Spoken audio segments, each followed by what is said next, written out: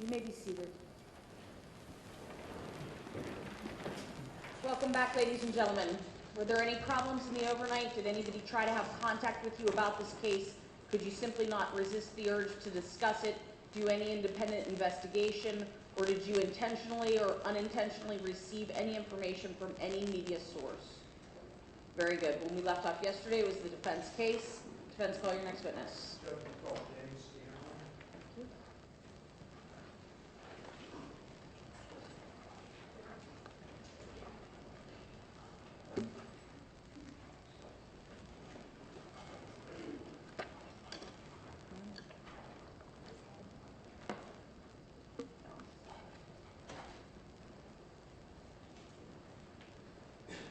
Good morning, Mr. Stanley. Could you please raise your right hand? Do you solemnly swear the testimony you're about to give is the truth, the whole truth, and nothing but the truth, so help you God? I do. Very good. Have a seat. Please pull the microphone down to you.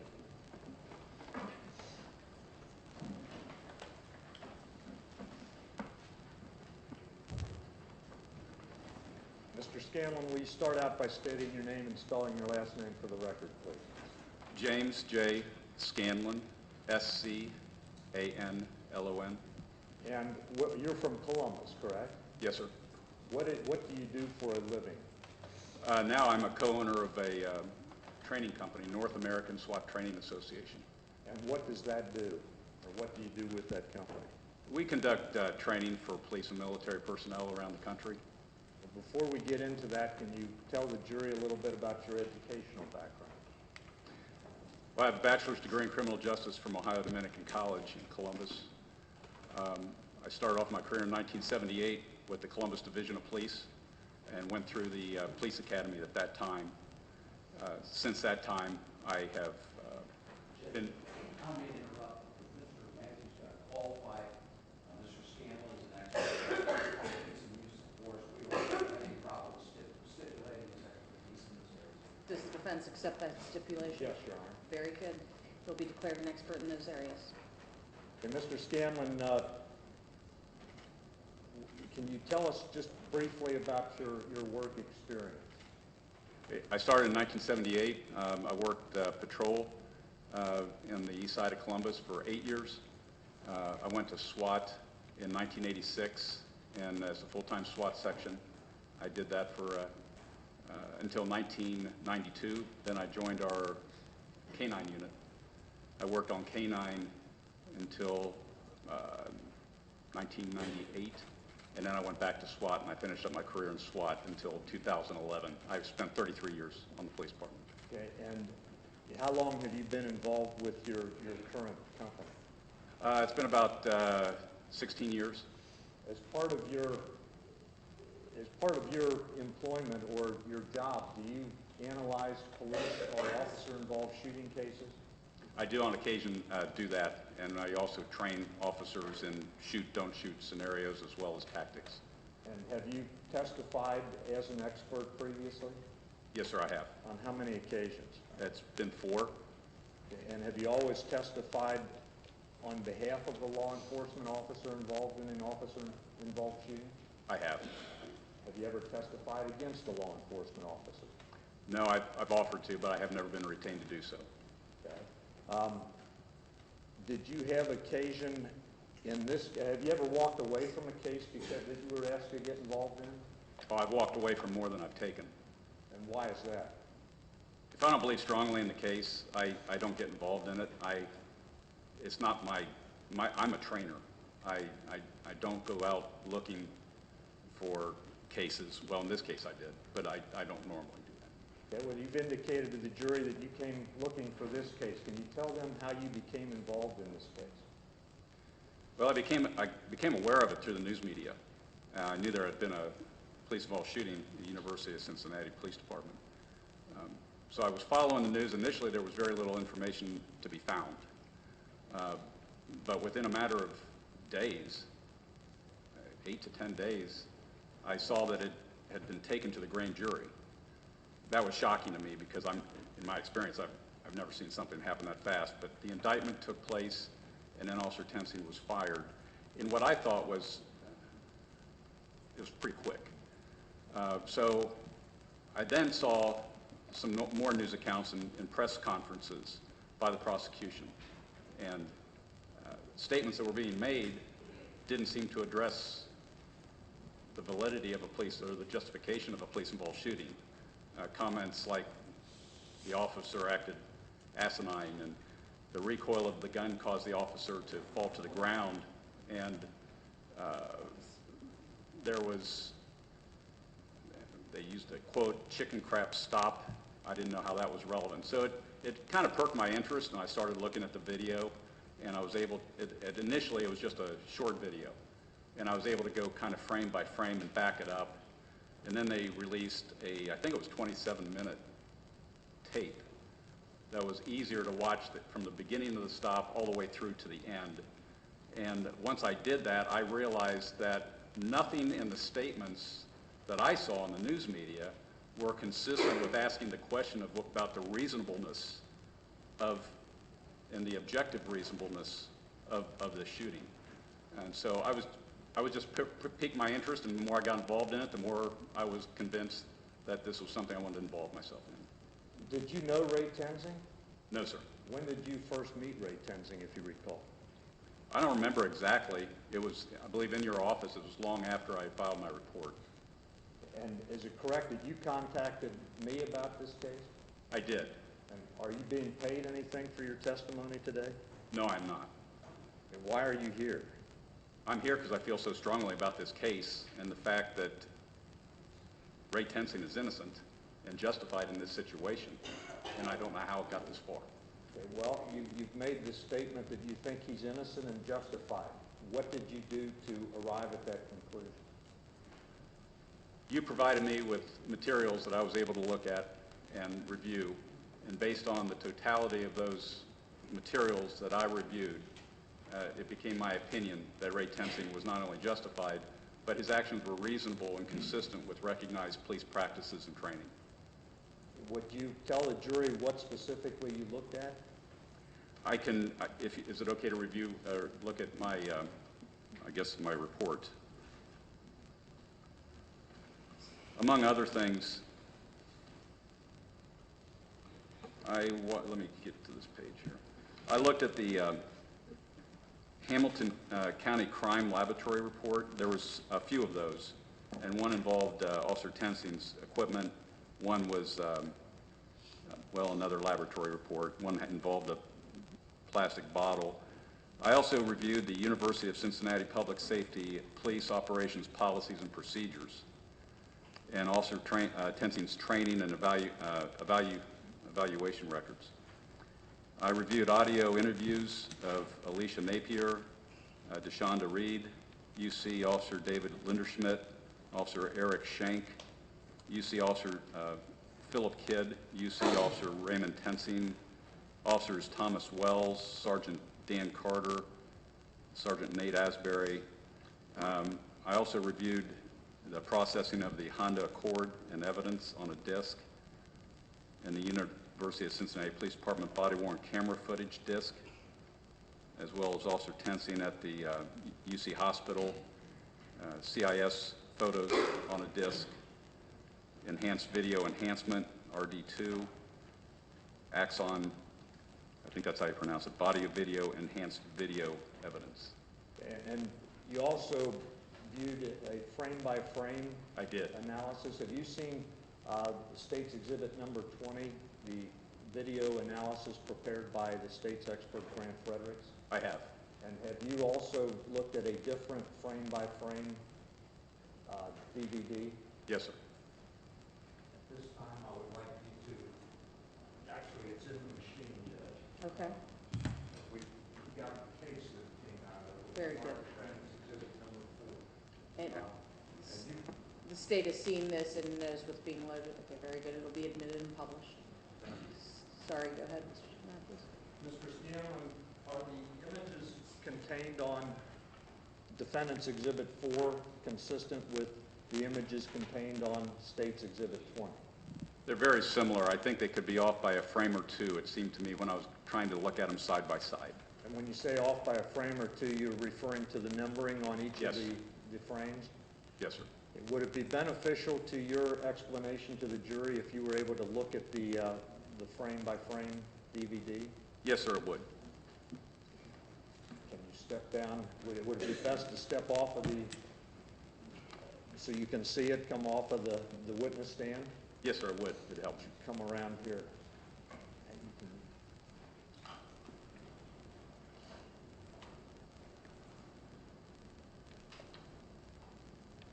Mr. Scanlon, I'll kind of let you lead the way if you'd like to start at a particular place and tell the jury what in that frame-by-frame video led you to your conclusions.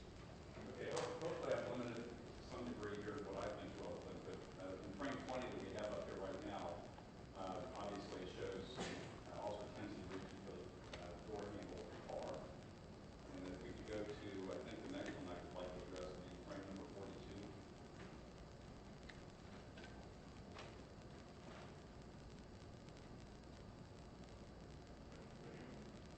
That's when the car door, I believe, starts to open up. If I can see it, kind of hard to see, but maybe the next frame, and the next frame.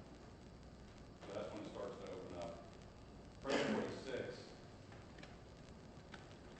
and that's when Mr. DeBose looks to his left and stares at Kenzie's left hand, and DeBose's right hand starts to come off the steering wheel at that time. And then number 58.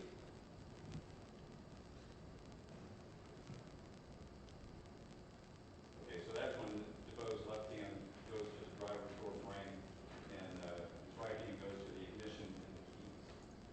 This is when things start to get, in my opinion, much more threatening, much more life-threatening than what we here in my life, robotic arm when somebody starts acting in this manner. Frame number 78.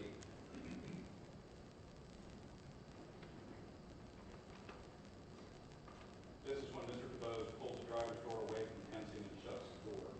So it's just simply, I mean, there was a whole string of what we call in law enforcement threat indicators that happened prior to the stop even happening. And then once the stop happens, and then, but now this is actually what we would see a much greater threat because it's not an active but physical closing of the door and non-compliance, again, raising the threat level in line with many reasons for police officers, in my opinion. Now, number 139.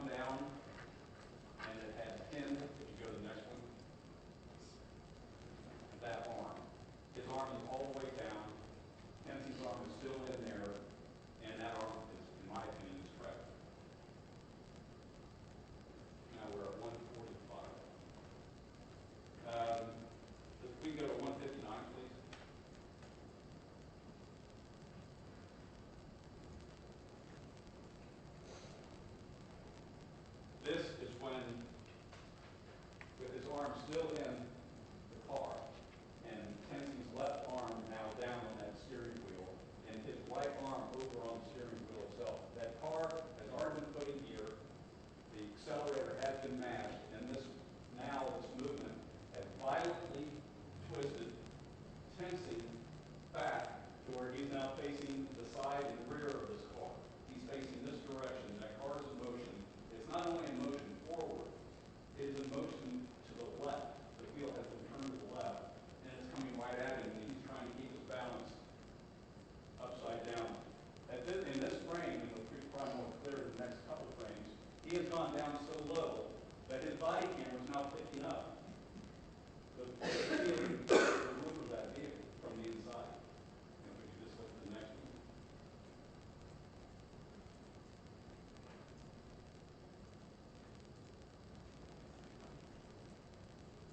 Now you can see he's moving even forward. You can actually see his cruiser back there. The car is moving and is coming to the left. For that picture to be taken by that body camera, the only way I can see it is that arm being inside, and gray tensing is actually facing backward. The side of the car is right here, and he is down low enough that the shot is being taken up here. Again, I would be in fear of my life if I was in the situation he's in at that time. We're at 160. So if we could just kind of frame by frame until we get to 168.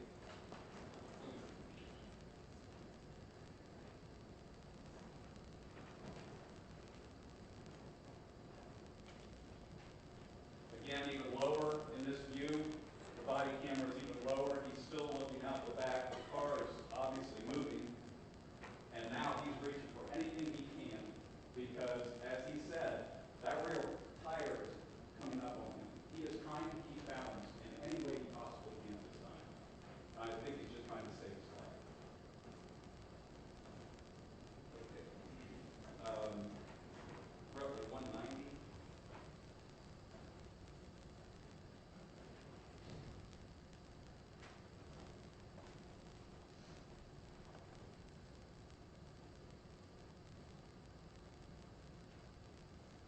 Now you can see Mr. DeVoe's right hand, as opposed to being down at like a 5 o'clock on that steering wheel, it has turned left and up, and he's up more at a 12 or 11 o'clock, which just further explains that the wheels were turned harder to the left and moved into Officer Kensey.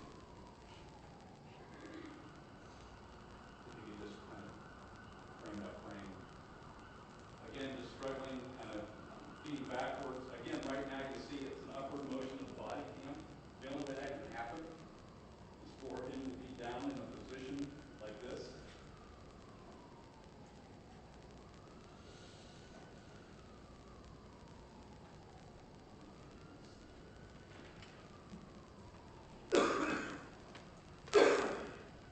Okay, and if we could just kind of go through 207, 208. The gun now is up, and the gun is up one-handed in his dominant gun hand, and he is still, you can still see that that angle is like this. He's just getting the gun up in any which way he can to stop that threat. At this point, fear of life makes sense to me. Fear of being seriously injured or killed makes a lot of sense to me. Trying to stop that threat and stay alive makes a lot of sense to me.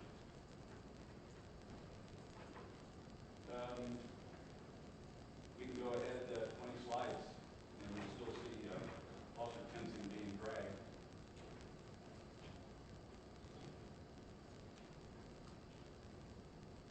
You can see a greater distance between the cruiser now that he stopped and where he is. He's still attached to his car, and it's still coming into him to the left. All right, 229.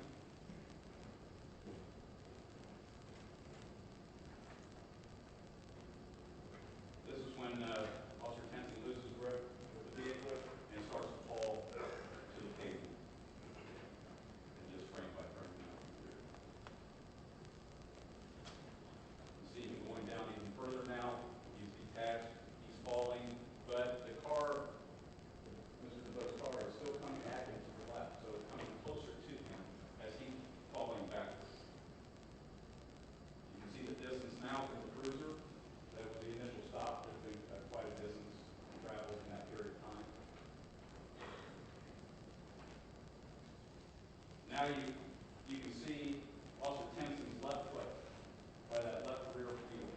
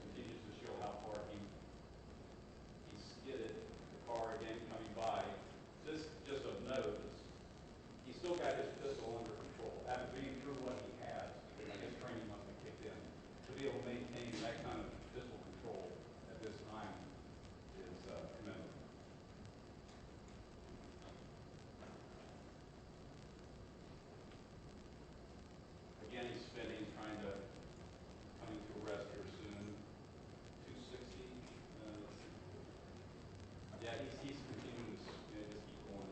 It continues to show him spinning and trying to regain his feet. Shows some of the markers here as far as signs that he had traveled so far as to be lined up with.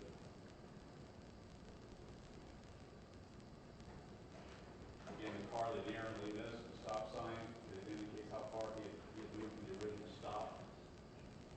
Again, maintaining pretty excellent physical control here for someone who's been thrown violently to the ground.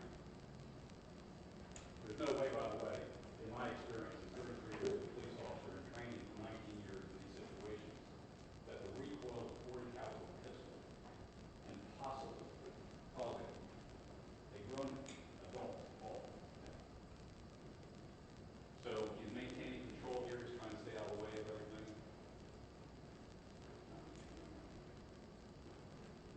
It shows a vehicle moving, narrowly missing officer tensing, and shows tensing close proximity to the guardrail. This is what kind of ices for me, watching this frame by frame. And the standards we all apply to police officers as it relates to use of deadly force is officers are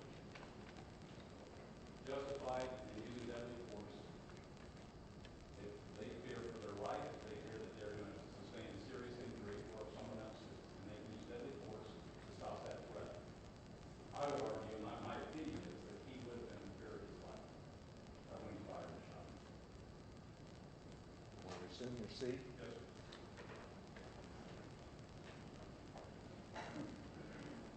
The only thing I didn't bring up on that, Matthews, was the positioning of the front wheels on that car, probably in the first few frames that were completely straight, that further indicated to me that the car had to be turned violently to the left. Thank you. Mr. Scanlon, you indicated that as part of your review, you also listened to the statement that Ray Tenzing provided to Sergeant Hine and Detective McDuffie at the Criminal Investigation Section. Yes, sir, I did.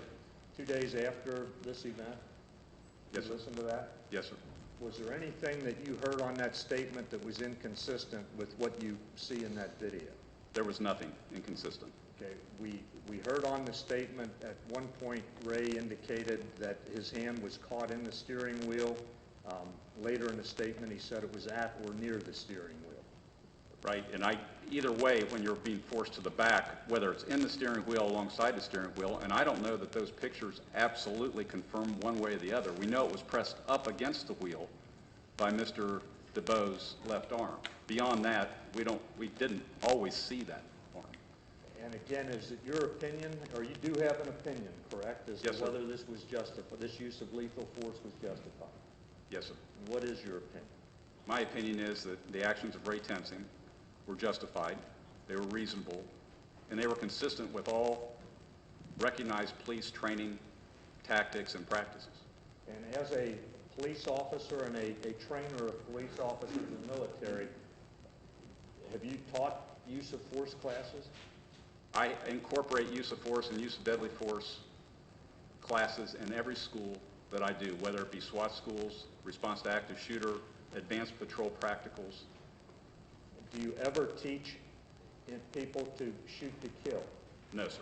Do you ever teach them to shoot to wound? No, sir. What do you teach? We teach officers to shoot to stop the threat, whatever it takes to stop the threat, and then finish the fight and use no more force than you have to accomplish that. And as a police officer during your career, did you ever reach into a vehicle? Oh, yes, sir, on a number of occasions. It's not something we encourage, but it's something everyone does on occasion if they work the street long enough. And are you familiar with the OPATA manual? Yes, sir. Are you familiar with the section about vehicle stops and approaches? I am. And are you familiar with the language in there that an officer should never reach into a vehicle or grab anything near the suspect with their dominant hand? That is true, and it says should. It's not a total prohibition. It's not will or shall. It's should, and so it's not a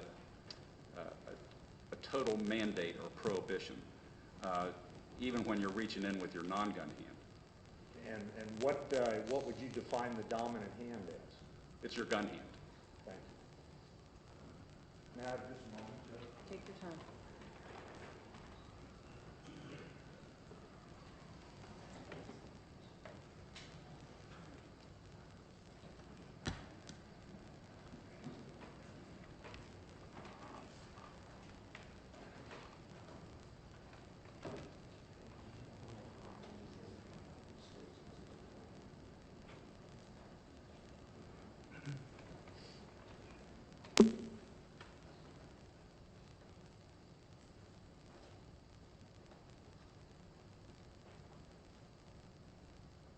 Mr. Scanlon, can you come around here and look at one other frame here?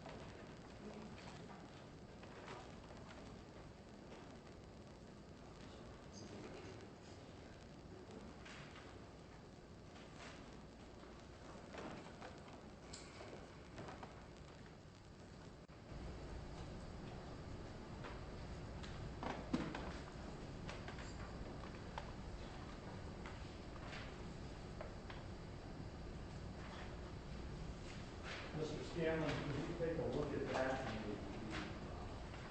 The frames, you recognize that as the frame-by-frame analysis done by Mr. Fredericks, correct? Yes, sir. And can you look at that photograph or that frame and subsequent frames and tell anything on that particular video versus the one you just used, Defendant's Exhibit 4, as far as the difference in the position of Mr. DuBose's hand on the steering wheel? Yeah, this one shows that Mr. DuBose has his right arm extended to roughly the 12 or 11 o'clock position on the steering wheel, which would indicate to me that he's turning hard to the left. Okay, and I notice that the way that is laid out, is there a difference from the frame-by-frame that we have produced? That's what confused me initially is I didn't understand when I first saw this what the framing was all about, and I still don't really understand that completely. There was a lot of different etching and writing on different slides. Okay. It's a little different. Some slides were more clear on ours than the one I used initially. Thank you. I have nothing further.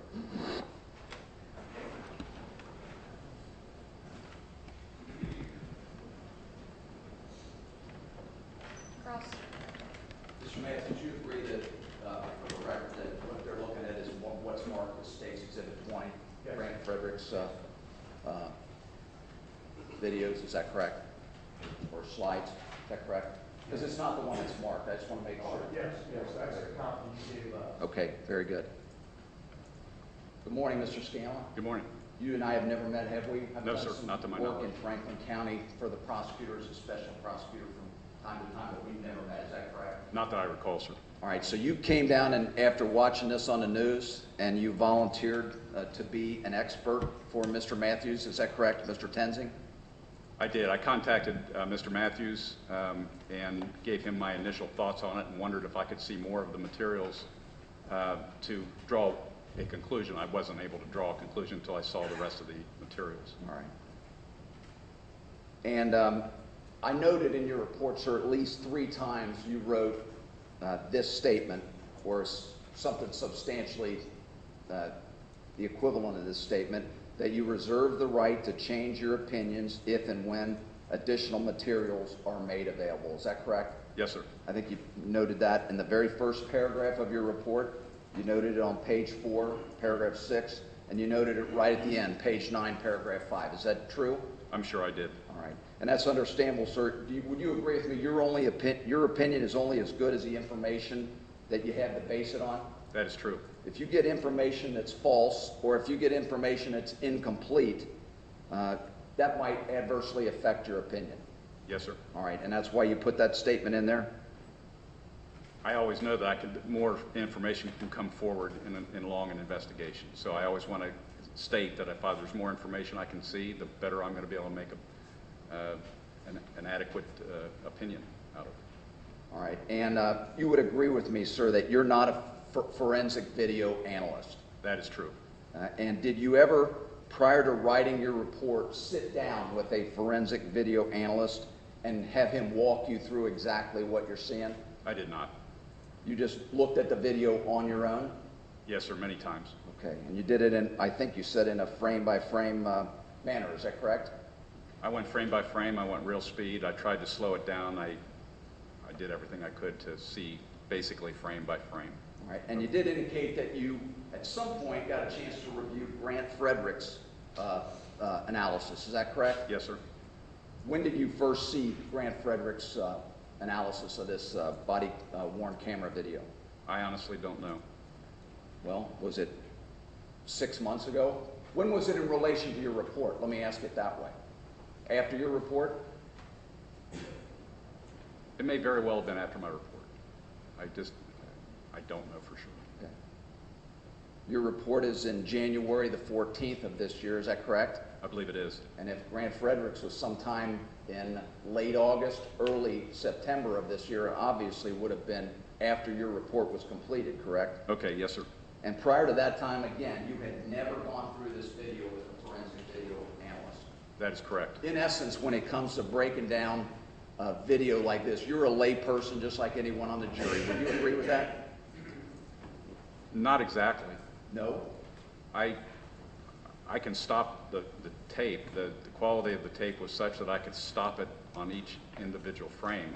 I was just using my eyes to capture what I saw happening. Just like the jurors would. That's correct. All right.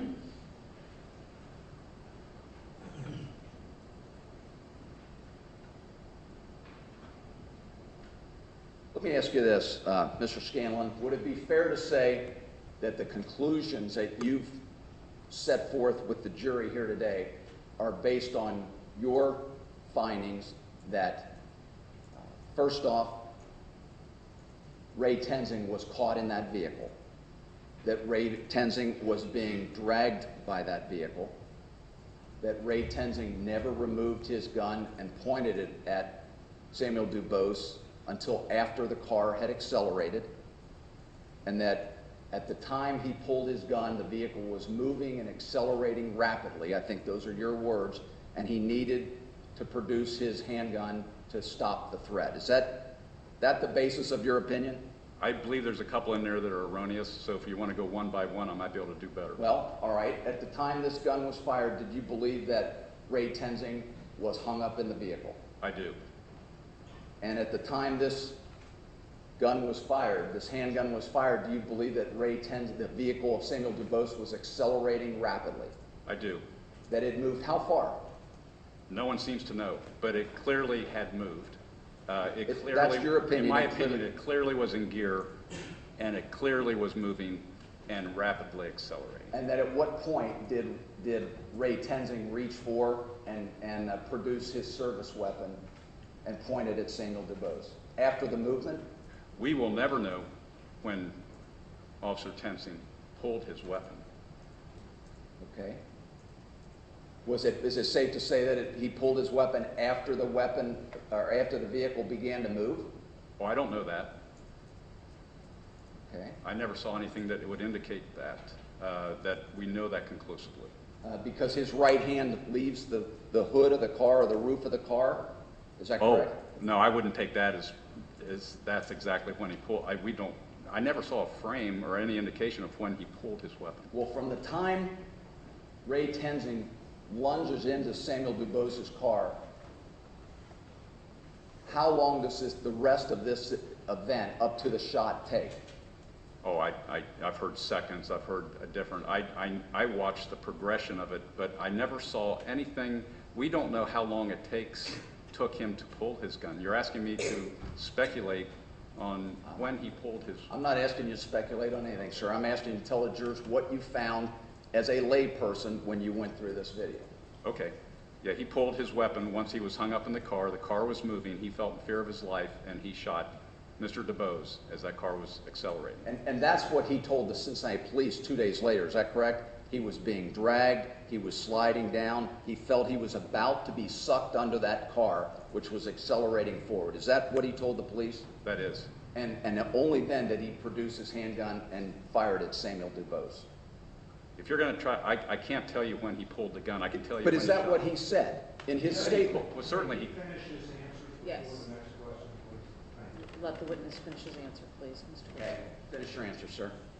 Certainly at some point he pulled his weapon, and then we saw the gun come into the frame, and he shot Mr. DeBose. Thank you. You may have answered a question. It wasn't the one I asked. What did Ray Tenzing himself tell the Cincinnati Police Department as to when he pulled his gun? After he was being dragged? Is that true or not That was true? my understanding. I can't tell you the exact question in that interview, and I don't want to misspeak. Okay. Let me ask you this. When Ray Tenzing approached the vehicle, did he maintain at least initially a proper place to approach? Did he stand at or slightly behind that B pillar? Yes, sir. All right. And that is a correct way to approach in a driver's side approach. Is that correct? That is one way, yes. Okay. And why is that? Why do you want to stay at or behind the B pillar?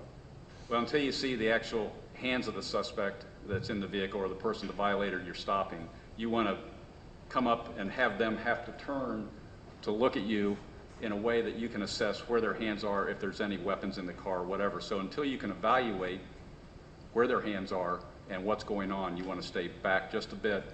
Oftentimes, it's not a mandate, but it's normally what you do. If you're back at or behind that B pillar, you're not going to get run over, are you? Oh, I wouldn't say that at all. No. The cars move straight to the left. They go forward and backward, don't they? No, they go front and back and right and left. Well, I would not wheels assure. turn and you're at the B pillar. How are you run over by that car? If Not the if car- you're leaning in. If you're standing by the B pillar. If the car violently jerks to the left and knocks you to the ground, that car can proceed over the top of you, and it's happened before. Do you make that event even more likely when you lunge into the car? I didn't see him lunge into the car. You didn't see Ray Tenzing lunge into the car? I don't call it lunging. To me would be diving into the car with your body. He reached into the vehicle to get the keys. That's what I saw. And in his statement, he said he reached through the opening in the steering wheel. Did he not say that? You know, I don't think it was conclusive in that. I don't think he actually, I don't think he said it definitively, that he said that was a probability. How many times did you review Ray Tenzing's statement? Many times. Would you like a minute to review it again? Sure. Okay. Judge, I don't know if we have those. Maybe we could take about a 5-minute break. Sure. Get that evidence for Mr. Scanlon. No problem. Ladies and gentlemen, let's take a brief recess. Remember the admonitions: do not discuss the case among yourselves. Do not allow anyone to discuss it with you. Do not form or express an opinion on the case until finally submitted to you. All rise for the jury.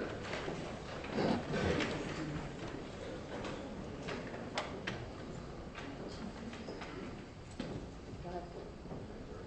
Oh, okay.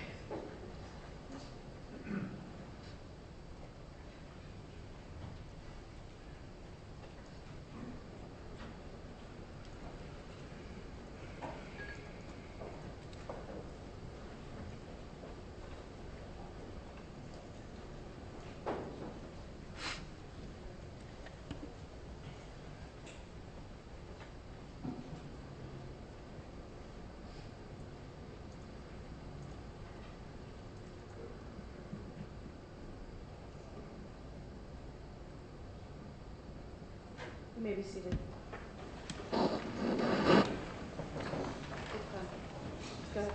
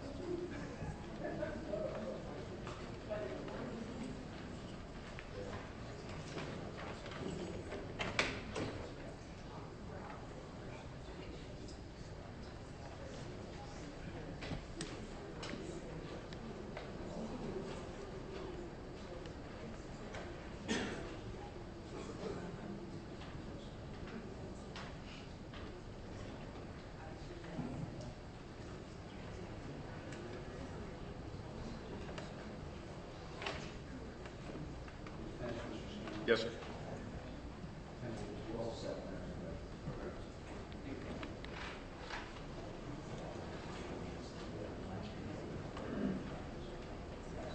The jury's ready, Tim?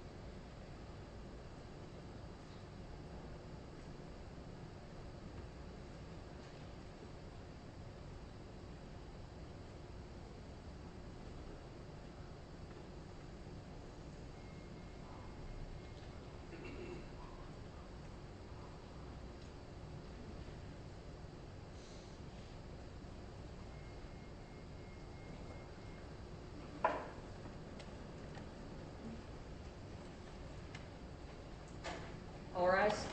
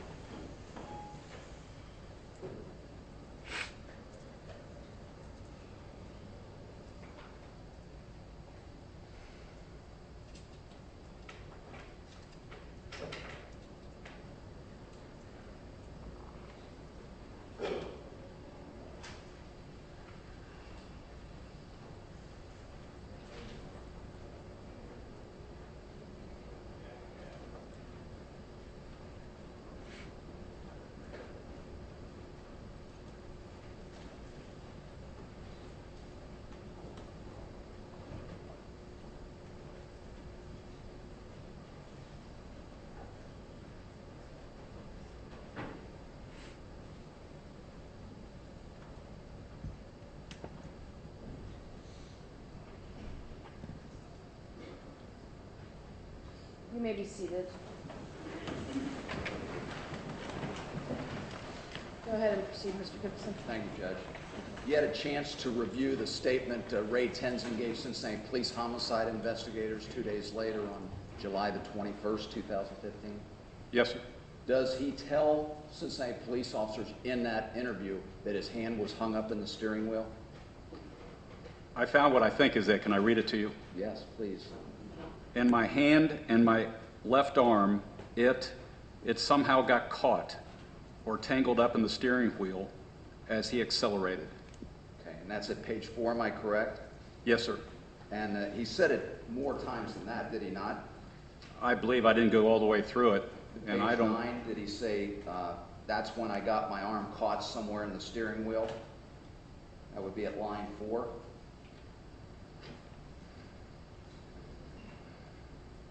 That's when I got my arm caught somewhere in the steering wheel. And I don't dispute that. I'm convinced it was caught and pinned. Also at page 9, line 10, did he say, I was trying to reach around the wheel through the steering wheel to knock the key out of the ignition? Did he say that? He did.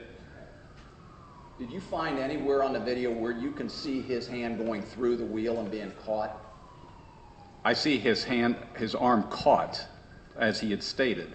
I didn't see it go through the steering wheel. What's it caught on? It's caught under Mr. DeBoe's left arm that came down and trapped it against the steering wheel. Did you see him later in the video, just about the time the shot is fired, did you see him reach around and grab the seatbelt that's reaching across Samuel DeBoe's chest? I saw him grasping for anything he could, it looked like to me. But yes, it was in the neighborhood of the seatbelt. In the video that you saw, did Ray Tenzing enumerate any threat other than the threat that he was going to be run over because he was being dragged? He started indicating threat levels escalating from the time he went to pull the car over. The fact that it was slow to stop, it was just something, the whole situation just continued to escalate from just threat levels to outright physical threats, yes. Did he ever indicate to you that he saw or thought he saw any weapon other than the car? I believe you say the car is a weapon here, is that correct? Oh, absolutely, yes, sir. Did he indicate whether he saw, for example, a gun in the car or suspected a gun in the car? Never. Okay. His only fear was that he was going to be run over at that point, that he produced the gun and fired the shot. Is that correct? That's my opinion, yes. All right. Now, he indicated that as his car took off, he was pulled and being dragged, and he was sliding down. Is that correct? Yes, sir. And in that statement that you've had a chance to read today, indicate that at the time he decided to produce his handgun and fire the shot, his head or his eye level was about at the lower part of that driver's side window. Is that correct? It appeared to be low. Is that what he said? Yeah, if you want me to speak to everyone, I mean, I've reviewed this, but I'm not going to misspeak and tell you something in here Did you not verbatim. look at what Ray Tenzing said to the police officer? Oh, I certainly did. Did you not did. compare that to what's in the video? I certainly did. Did he say that or not, that I was sliding down the vehicle? I'm not going to remark on something that I reviewed and try to get verbatim what you're asking for. I'm not Sir, going to you do read that, you reviewed that for the last time you reviewed it was about 30 seconds. Oh, if you wanted me to read the entire statement, I thought you were asking me to review what was applicable to the steering wheel and being caught against it or in it. Okay, let me ask you this. Assuming Ray Tenzing's face or eyes are at the level of that door. All right, you follow me so far? When he's being dragged? Yes, sir. Where is the body-worn camera that he's wearing? Where is that attached? The body-worn camera was attached to his chest, in the chest area, lapel. Left lapel or breast pocket? Yes, sir. So if his head is at the level of the lower part of the driver's side window, what is that camera photographing? What is it making video of? Well, the angle I assume he was at would indicate that he wasn't necessarily straight up from the camera, but off to the side and leaning backward as what it showed on the video. So he's not being dragged along the side door, as he said, so that the camera would have been filming that driver's side door. That's not what I said. But that's what he said, isn't it? What he's saying, he was being dragged backwards. He was dragged alongside of the door, and you could actually see it move and drag him backwards. Mr. Scanlon, as you showed on this video the other day that you just demonstrated, you indicate that his hand was pinned Yes, sir. and the vehicle starts to accelerate forward. Yes. Are you telling this juror that at that point he spins to the back like this rather than forward into the door? Yes, because if you look at his hands, his elbow was locked. There's no way he could bend the elbow and go forward. And you're sure this vehicle was then going forward, not backward? I am sure it was going forward and to the left. When he made the decision to remove his service weapon and shoot Samuel DuBose, what did he say about that and his conscious decision to do? In his statement, he indicated he pulled his weapon because he intended to shoot Mr. DuBose. All right. And what part of Mr. DuBose did he intend to shoot? I have no indication that he wanted to do anything but stop the threat. Okay, that's a nice, clean, sanitized term. What part of Mr. DuBose's body was visible to him? What was visible at that time was his head. And did he indicate that that's the part of the body he fired his .40 caliber service weapon at? I think it's obvious that that's what he fired at, yes, sir. Okay, well, just making sure we're on the same page. You've been a police officer 33 years, is that correct? Yes, sir. And a SWAT officer, a weapon, a .40 caliber semi-automatic handgun fired into the left temple of a person at a distance of 1 to 2 feet. What's the likely outcome of that? It's likely to stop the threat. It's also likely to be a life-threatening shot. Thank you. I appreciate that.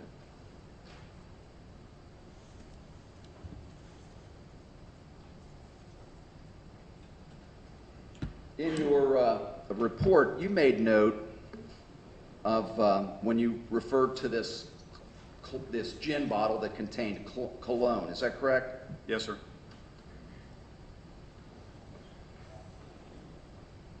And you indicate, I think we're on page 6, paragraph 4, you write, experienced police officers are aware that air freshener is often used by drug dealers to mask the scent of marijuana and other drugs.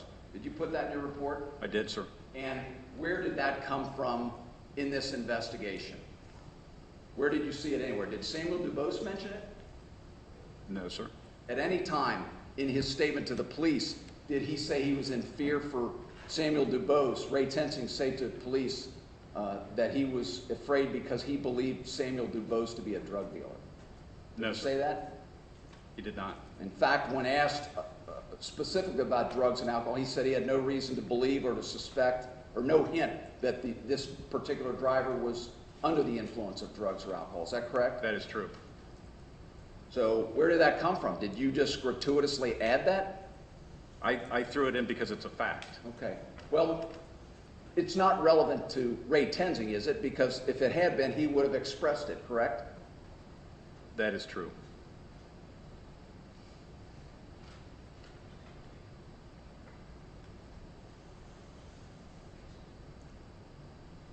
Did you ever go to the scene of this incident? Yes, sir.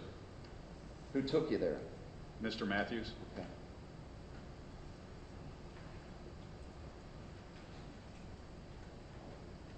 Peggy, could you help me with this? Mr. Scanlon, I'm going to need you to come where you can see that, that video board, please.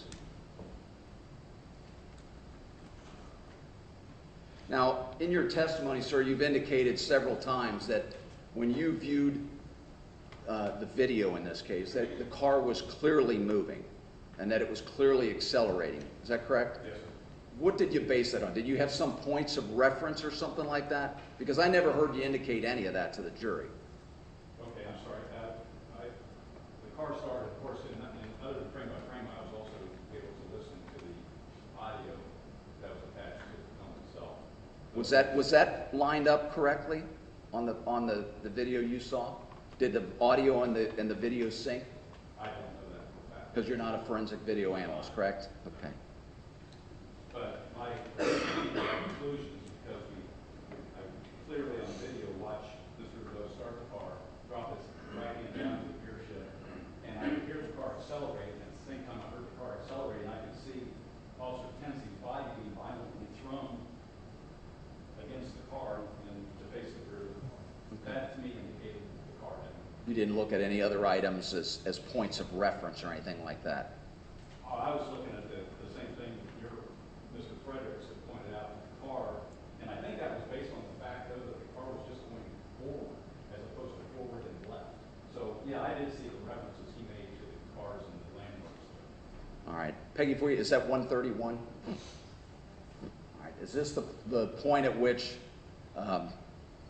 Ray Tenzing is about to ask, and I don't think he ever did ask him to step out of the car, despite what you wrote in your report. What he said was, would you, till I can figure out if you have a license, why don't you take off your seatbelt? Yes, sir. All right. He never did actually ask him to get out of the car, correct? He mentioned the seatbelt, and then he reached to open up the door. Okay. And that's where we are right here, correct? Yes, sir. And you see, would that be Officer Tenzing's right hand on the roof of the car? Oh, yes, sir, it is. And you note Grant Frederick's notation on there that at this point we are exactly 2.39 seconds from the shot being fired. Is that correct? That's what he said. Do you have a dispute with that? Do you have a better timing of these events than that? No, sir. Peggy, if you could play us through a little bit. I'll tell you when to stop. Right there. Go back one. At this point, Ray Tenzing's right hand has now left the roof of the car. Do you agree with that? Yes, sir. Do we ever see that hand again until it comes up with a gun? Not to my knowledge. And we are 2.35 seconds now from the shot being fired. Okay. Do you agree with that? I don't know if it's true. I know that that's what he said, and I can't dispute You can't dispute it, because you're not a forensic video analyst, correct? That's correct. All right, go ahead. Starting the car here, Yes, sir. okay, and Tenzing is leaning into the car. He's not lunging, you said. He's leaning. No, I say he's reaching into the car. That's just how I would. Go ahead.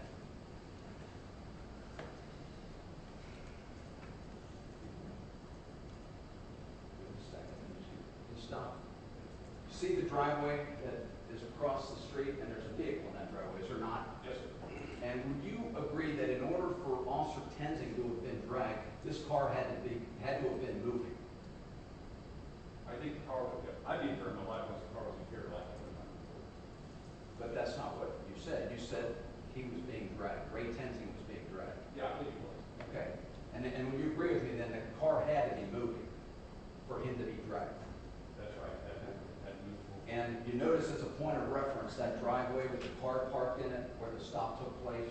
Yes. Okay, we're now 2.2 seconds from the shot. Am I right about that? I'm not asking you to agree with it, but that's the timing by Grant Fredericks? Yes, sir. Okay. Still see that driveway, don't you, in the next one? Yes, sir. 2.1 seconds from the shot? Yes, And you sir. still see Ray Tenzing's hand reaching in? Yes, sir. It's not through the steering wheel, is it? No, it's not.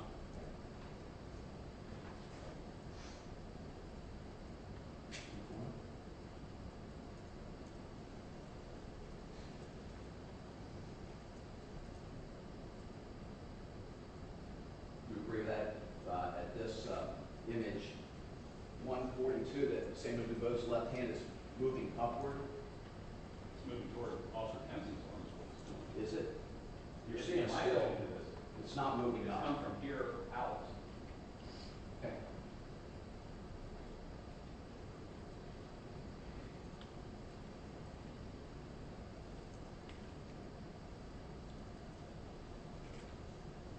Stop. 1986. I think in yours, you had the vehicle accelerating forward at 150, did you not? I believe I did. Okay. You agree it's not in motion at this point? I wouldn't necessarily stipulate that. I think the car was moved. I don't know when it actually took off in the street or not, but How long does it have to be moving forward before we can't see this driveway in this car, sir? I have no idea. We're now 1.875 seconds from the shot. Go ahead, Peggy. That's when it's moved. Do you think it's moving now? I do. So in the next few frames, that driveway should no longer be in our view if we're looking straight through the passenger compartment. I wouldn't agree with that. You wouldn't? No. I think the car is moving left and it's moving forward. And I don't think it has to move very far, so I don't think, for that to not be in view anymore, that car would have to travel, I don't know how many. Because you're not a forensic video That's expert. true. Right.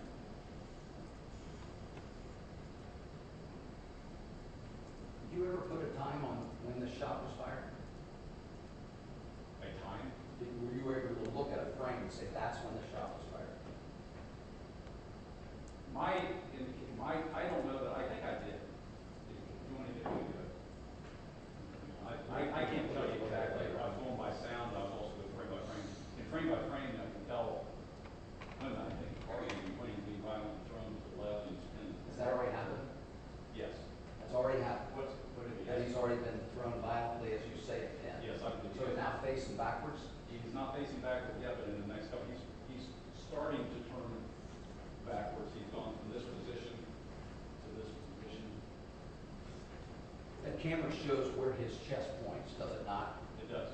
So if he lunges in like this, I'm sorry, as he reaches in like this, and as he reaches with his right hand for his gun, would that not turn his chest toward the right or toward the back of the car?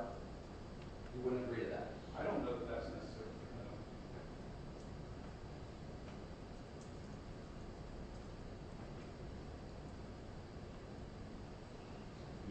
Did you see his that leg reflection there? I do.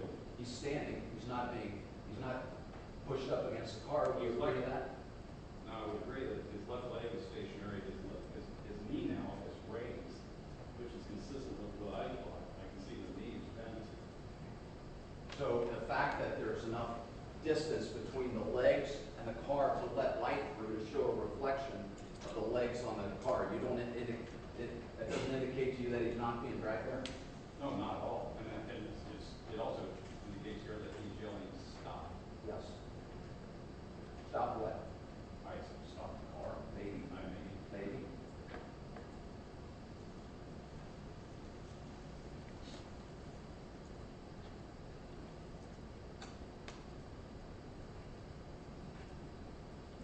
So the car's really accelerating rapidly now. Is that what you're saying? Sounded like it on the tape, and it looks as though he's been violently thrown to the left.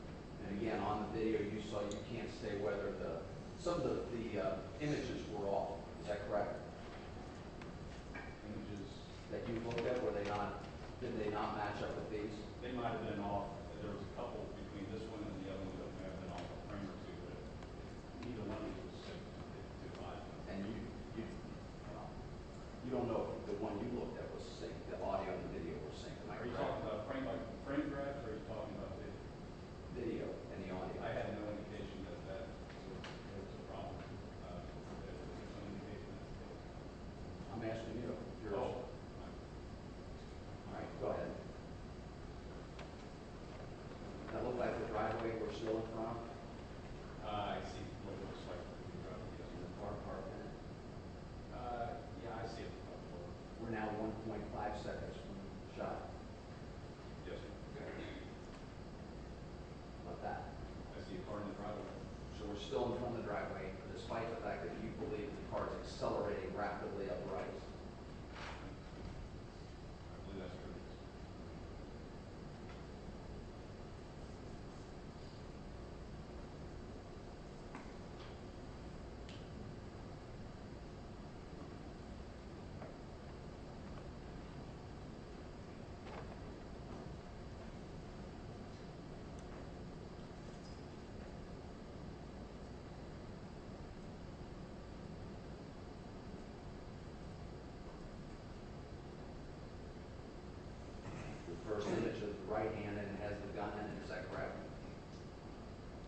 I'm trying to, oh, yes, I see. See it? Yes. Okay, and it's image 166 or 1.2 seconds. How long was that right hand out of view? I have no idea. A second, second and a half? I have no idea. You got the timing up there, it should be easy to find, correct? I would imagine. The barrel of the gun coming up, I see the entire gun in the right hand. okay, 1.1 second.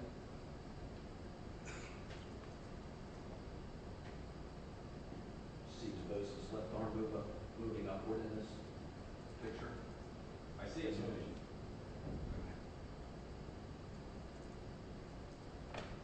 Can I ask you a question? We're now at, that last one's image 168, this 160. Does it look like he's doing this? It does not. No, that doesn't look like this to you. I never got the indication from this other than he was. Sure. Keep your voices up, gentlemen. You're sure about that? I'm telling you what I viewed on here, what my opinion is, that the car was still accelerating, it was still turning to the left, as indicated with his right arm. In the following frame, you'll see that arm come around even more, as if that he's still starting to move. We're still in front of the driveway, am I right? That's the driveway, that's the car. The driveway's still in view, yes. Still in view there? Yes, sir. Still in view there? Yes, sir. We're now almost exactly a second before the shot. The gun is clearly visible, is that right? Yes, sir. We're still in front of the driveway. Yes, sir. And you see him hold Mr. Tenzing holding onto that seatbelt? I see him grabbing for it. I don't know if he's actually got a hold of it because his fingers look like they're low with his. I see his grasp. I see his hand up. Okay, he's grabbing, same with the or the seatbelt. Reaching, of course. Yeah. I see him reaching. I don't know what he has hold of.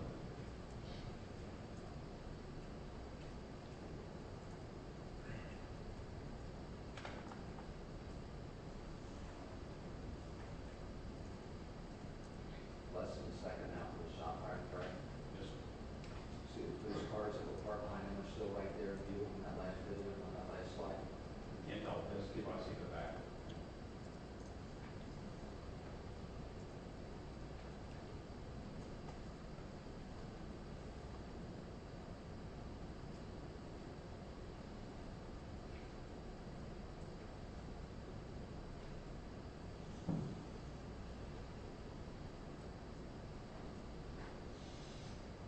His chest is above the level of that door frame, that window. Yes, sir. He's able to video and look down into the passenger compartment. Well, I don't know where his head was, but I know where his, all I know is where the body camera was at that time. So I,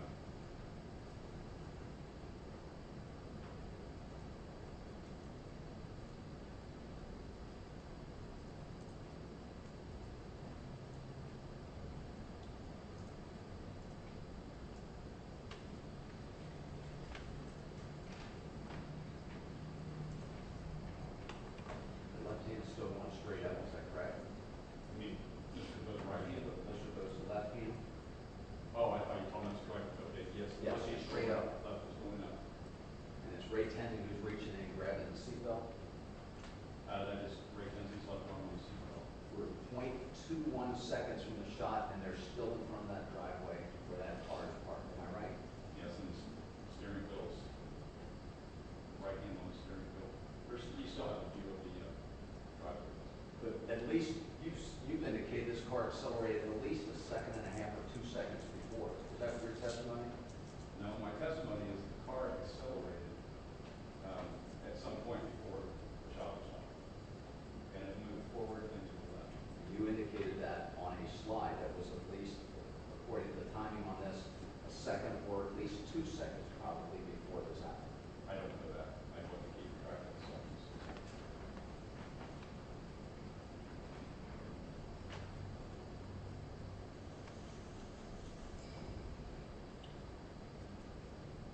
There's the shot fired at 317.12. Do you agree with that? I have no way to dispute that. And you see through the passenger side window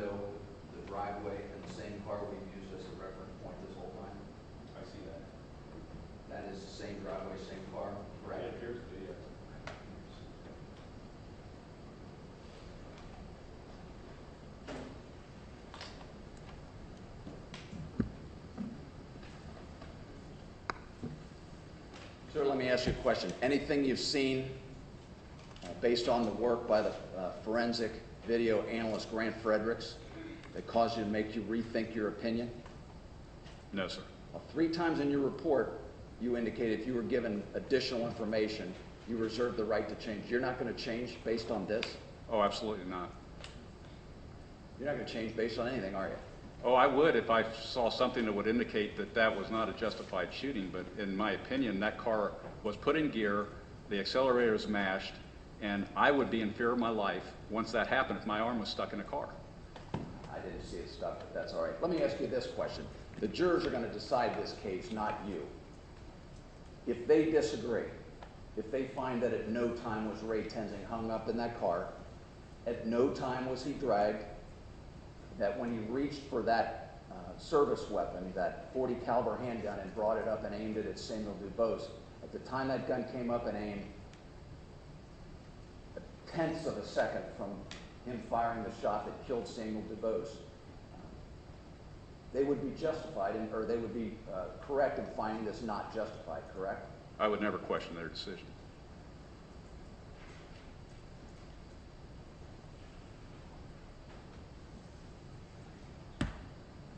Judge, I don't have any further questions.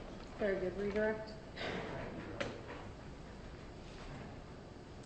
Mr. Scanlon, you indicated that you're not an expert forensic video analyst, correct?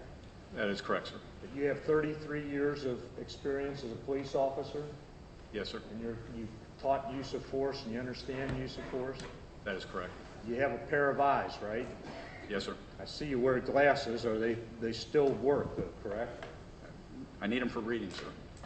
And you can look at that video just like the 12 people on this jury can look at that video, and you've expressed your opinion based on your 33 years of experience in what you've seen there, that this was a justified use of lethal force, correct? That is correct, sir. And your opinion is not any better than the opinion of these 12 people individually and collectively. Would that be correct? That is correct. But your opinion is based on experience. Yes, sir. Mr. Gibson had you look at Officer Tenzing's statement to Detective Hine, or Sergeant Hine, and Detective McGuffey at CIS on July 21st. And he read you some lines where Ray Tenzing indicated that his hand was caught in the steering wheel. Would you look at page 17, line 17, and read that, please?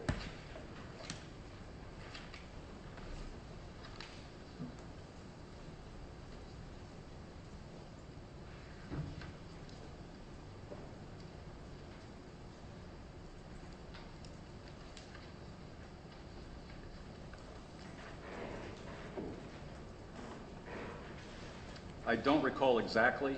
All I know is it was just stuck inside his vehicle, and I could not dislodge it and get free. He's referring to his arm and hand. Yes, the question asked was, okay, so was your arm twisted while you were holding on? Do you recall? And his response was, I don't recall exactly.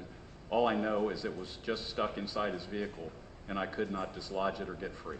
And would you agree with me, Mr. Scanlon, that every shoot, don't shoot situation is unique? Absolutely. And would you agree with me that, well, first of all, what's your definition of 20/20 hindsight? Well, it's something we're not supposed to use in these situations that happen in a chaotic matter of seconds. And so 20/20 hindsight is discouraged in our training, and it's been handed down to us by law.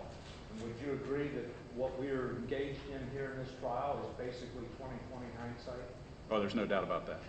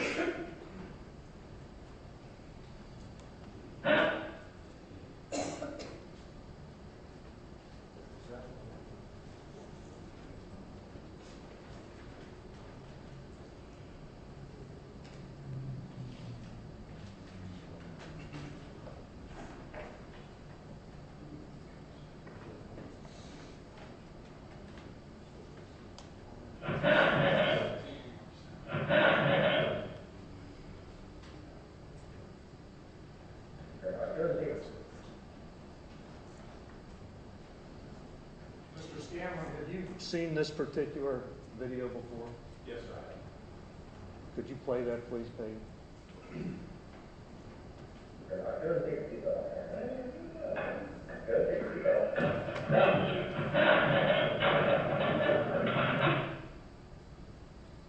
That is the length of this entire incident, correct? What we have spent the last 12 days or 10 days, whatever it is, talking about. Yes. Thank you. Would you define that as a split-second type of situation, I would. rapidly evolving? Yes. Nothing. Any recross? No, Your Honor. Very good. Is this witness released, Mr. Matthews? Yes, Judge. Any objection? No. Very good. Thank you, Mr. Scanlon, for your time. You are free to leave the building. Council approach, off the record.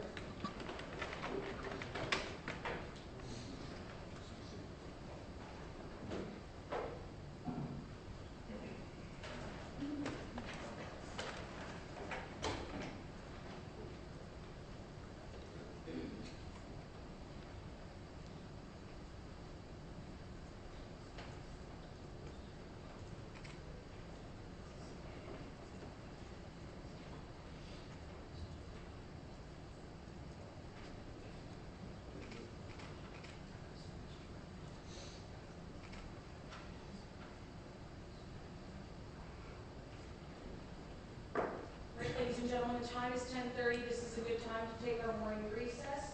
We'll take about a 15-minute comfort break. Remember the admonitions: do not discuss this case among yourselves. Do not allow anyone to discuss with you. Do not form or express an opinion about cases that finally submitted to you. All rise for the jury.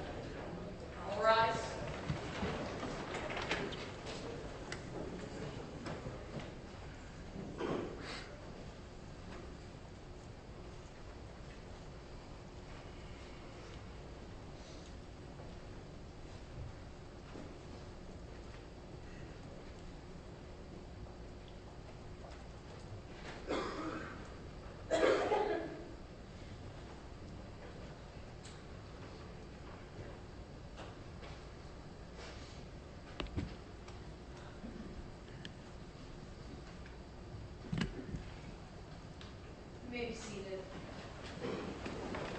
That's on your next witness. Raymond Tenzing? Very good.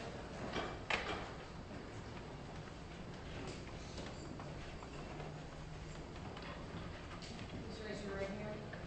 You solemnly swear the testimony you're about to give is the truth, the whole truth, and nothing but the truth, so help you God. I do. Very good.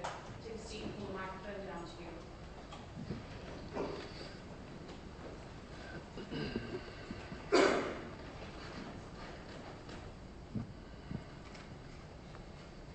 Ray, will you start out by stating your name and spelling your last name for the record, please? Raymond Tenzing. Last name is Tensing. You are a resident of Hamilton County? Yes, sir. Is it correct that you live in Colerain Township? Yes, sir. For how long have you lived in Colerain Township? All my life. Who do you live with there? My dad. Married or single? I'm single. What is your birth date? November 13th of 1989. And how old were you on July 15th of 2015? 25 years old, sir. How tall are you? I'm 6'3", How much do you weigh? approximately 200 pounds. Were you the same size and weight on July 15th, 2015, or July 19th, 2015? Yes, sir. Okay. Are you right hand or left hand dominant? I fire a weapon with my right hand, but otherwise I do everything else mostly with my left hand. Okay, such as right? Yes, sir. What kind of educational background do you have? I graduated from Corrigan High School in 2008, and I have a bachelor's degree from the University of Cincinnati in criminal justice. And when you graduated from Colerain High School, did you go immediately to college? Yes, sir. Where did you go? My freshman year of college, I went to the Ohio State University to study criminology. And then you left Ohio State and transferred to UC? Yes, sir. Why was that? I wanted to be closer to home. I'm more of a homebody, and with my involvement in the Hamilton County Sheriff's Explorers Program, it was hard to do staying in Columbus for school. So I wanted to come back here, and I wanted to go to the University of Cincinnati. Can you explain to the ladies and gentlemen of the jury about your involvement with the Hamilton County Sheriff's Patrol program? Yes, sir. It's a program that allows teenagers around 15 or 16 years old to, if they're interested in law enforcement, to kind of put their foot in the door in a way. You get to do hands-on scenarios, weekly classroom trainings, and you do ride-alongs with deputies throughout the county. And we also work a lot of details, parking for festivals and security and things like that. You just get a feel for law enforcement if that's the career path you're leaning towards. Is this why you were in high school? Yes, sir. Would it be a fair statement on my part to say that you've known since you were in high school that you wanted to be a police officer? Yes, sir. How did that interest develop? My dad was a firefighter for 32 years. He would come home with stories, and just the stories he had about helping people, being out in the community. I always had a sense of I wanted to give back. I wanted to protect and serve out there. Okay, and while you were at the University of Cincinnati, what was your major? Criminal justice, sir. And while you were there, did you also attend the Claremont Police Academy? Yes, sir, I did. And is that part of the University of Cincinnati? It's a branch. It's UC Claremont, but it is under UC, yes. Can you explain to the ladies and gentlemen of the jury how that was integrated with your bachelor's program at UC? Yes, sir. So in the criminal justice program for UC, if you do want to become certified as an officer, you can go through, UC has their own police academy. It's UC Claremont College Police Academy. You take that for 2 quarters, and you can earn credits towards your bachelor's degree while becoming certified as a police officer. And how many people were in your class at the police academy? Approximately 25 to 30. And how did you finish in that class? I was voted by the instructors in the class as the best or top overall recruit. How did you do grade-wise? I believe I did a 4.0 GPA. Okay. And did you maintain that type of average or close to that while you were in your entire UC career? When I graduated from UC, I believe I graduated with a 3.6 or 3.7 GPA average. And that was with a Bachelor of Science in Criminal Justice, correct? Yes, sir. Okay. During your time in high school, did you have any type of employment? Yes, sir. What did you do? My father's business, Which is? construction, And what did you do there? just general labor. He pours concrete for a living, so I would just in summer times and after school, I would help him in whatever job he was doing. And while you were in college, were you employed? Yes, sir. And doing what?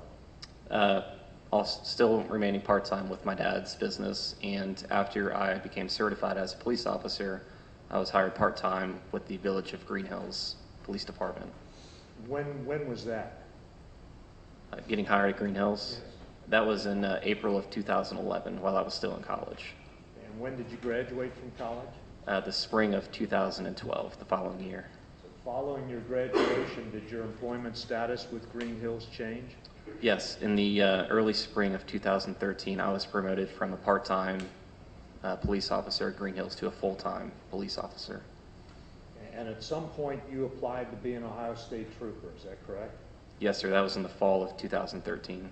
Can you tell the ladies and gentlemen of the jury about that process?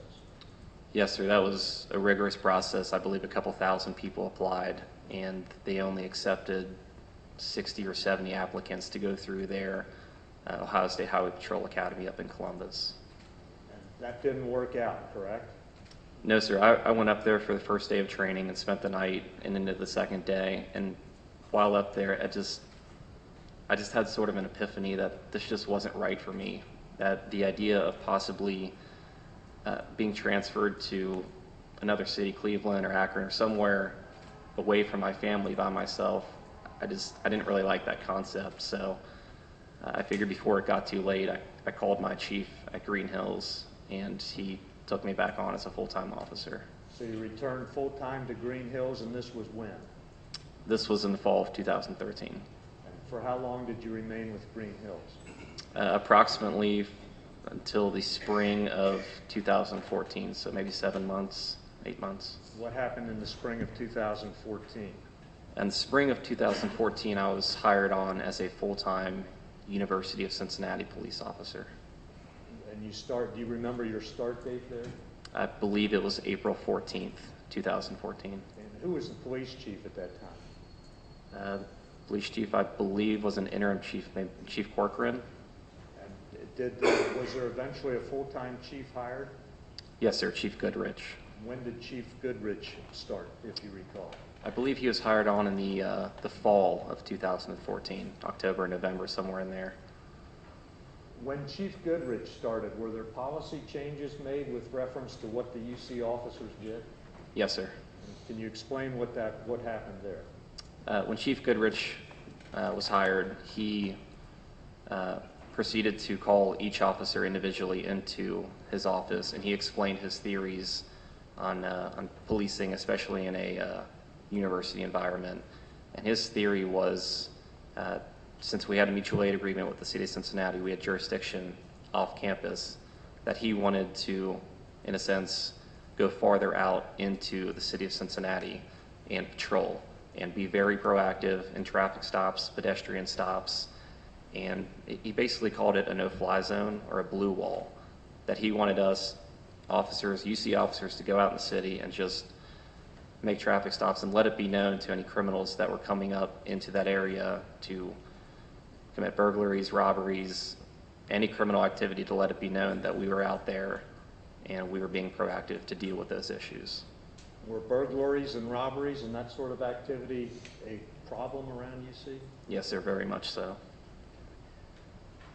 Ray,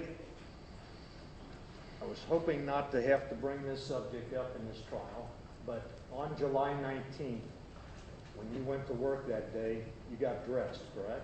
Yes, sir. And one of the items you put on was a T-shirt. Yes, sir.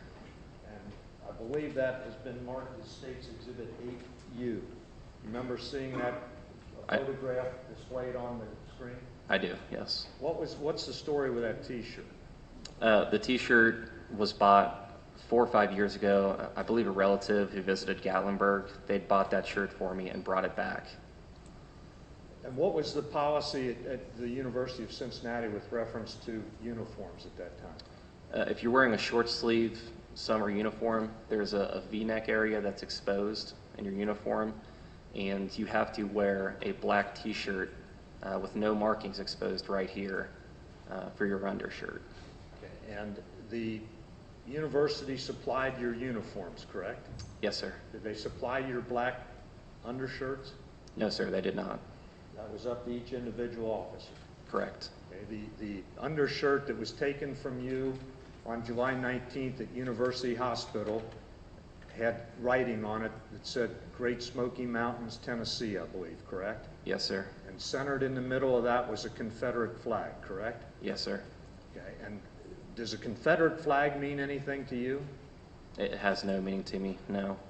What was the purpose of did you have any purpose in putting that particular shirt on that day?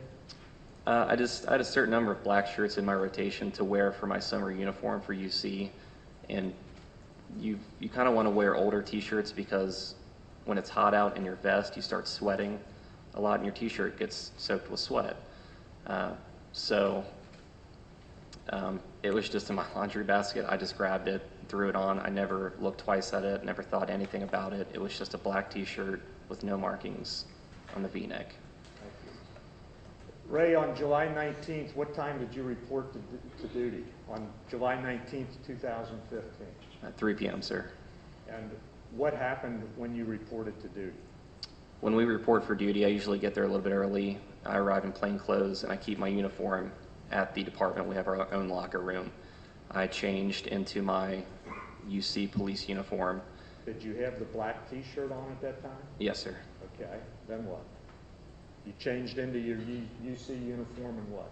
Yes, sir. So I changed into my uniform, and at 3 p.m., we have a briefing room in our department, and a supervisor will come in every day at the start of our shift from 3 p.m. to 3:30, and we'll go through a briefing. Basically, it's a blotter of what's taking place that day, any important notices that we need to be aware of, just things of that nature. And how many fellow officers were you working with on July 19th, if you recall? I don't recall exactly, somewhere around 6 or 7, maybe 8, including supervisors. And UC, as I understand it, had a series of beats Yes, sir. set up. Can you explain what a beat is? A beat is a assigned patrol area that is given to you at the start of your shift, saying basically this is where you are going to patrol for your shift. And are those beats off campus or on campus? The majority of beats at that time were off campus. Were you assigned a particular beat on July 19th? Yes, sir. Does that mean that you have to remain within that beat your entire shift? No, not necessarily. Was your beat on campus or off campus? My beat was completely off campus in the city of Cincinnati. And what, did you have any particular assignment that day? Yes, sir. What was that? It was called the 9233 beat. That's our radio code we use. And the 33 beat is the entire area off campus, south of campus. And you were running a single-man cruiser, correct? Yes, sir. And what were you supposed to do? Did you have some particular task to perform that day? It's unique being a university officer if you're assigned out in the city of Cincinnati, because since that's technically the Cincinnati Police's jurisdiction, you don't get dispatched to radio runs in that area. You can back them up, certainly, but you don't get dispatched on your radio to calls. So it leaves a lot of time, especially being off campus, to be proactive, to look for things, and just to be proactive. Yeah. Okay, well, what do you mean by being proactive? What did you do? Just looking for things out of the normal, running license plates on your mobile computer in your car, looking for violations, traffic violations, pedestrian violations, just things of that nature, since we were encouraged to by Chief Goodrich. Prior to your encounter with Sam DuBose, and I think we can agree that that occurred about 6:30 p.m. on July 19th, correct? Yes, sir. Had you been involved in any other situations that day where you activated your body-worn camera? Yes, sir, I did. And by the way, how long had you been wearing a body-worn camera? I believe since I believe it was optional when Chief Goodrich got hired, we started implementing the process, and it was optional for a couple months. And I think it became mandatory in early 2015 at some point. So you were used to wearing it, correct? Yes. You knew how it operated? Yes, sir. Thank you. At this time, Ray, I would like to hand you what's been marked as Defendant's Exhibit Number 3. And ask you if you can identify them. Yes, sir. These are body cam videos from previous interactions or traffic stops on July 19th before my encounter with Mr. DuBose. so those body-worn camera videos that are on that DVD are the ones that you recorded on July 19th after you started your shift, correct? Yes, sir. Judge, with the court's permission, I would like to move that into evidence and have the jury look at that. Any objection? No, Your Honor. Very good. It is be admitted.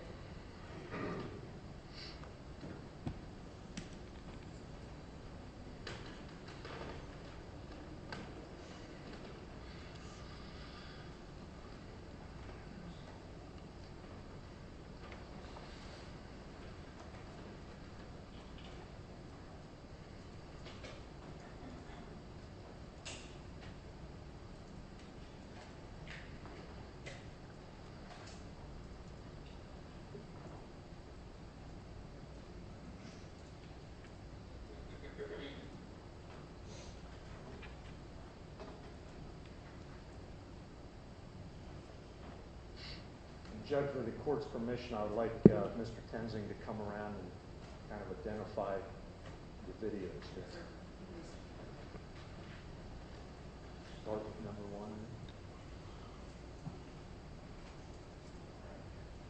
So you can see the screen.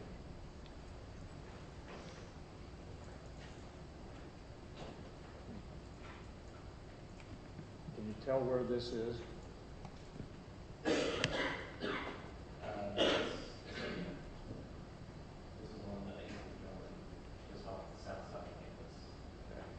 Go ahead.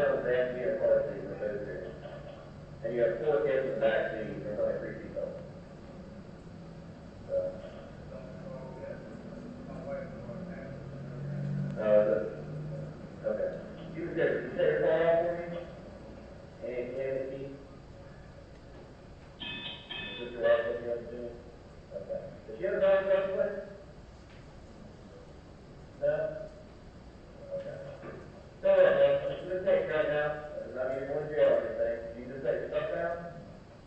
Just interlace, hold on. Interlace your finger, top of your head for me. And go to face your wife right here. That's 5 closer. Give me your left hand. Like I said, man, you're in pain, okay? Everything else you do, just take it the other way, all right? And give your right hand here in back.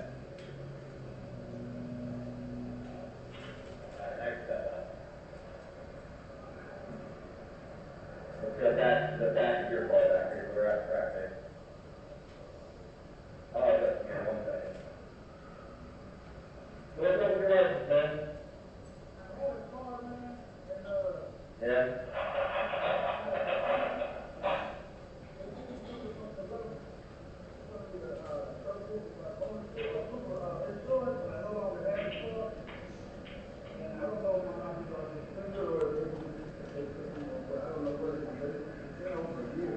Honestly, you only have at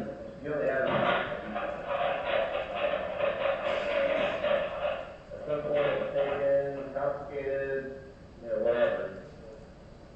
Like I said, everything's goes good, everything's cool, and you can wait everything, okay?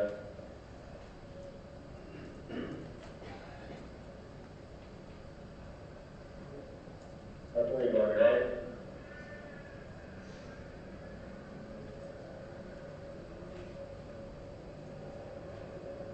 You getting water or anything? All right, you got a ticket for that this morning? In my food. Yeah, I just saw him. How many? How many you think you have?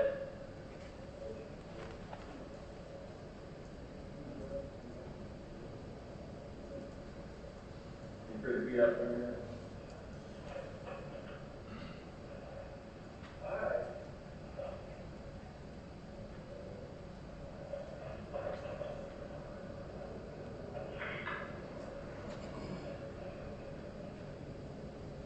Move your head for a second. See, nothing on you, right?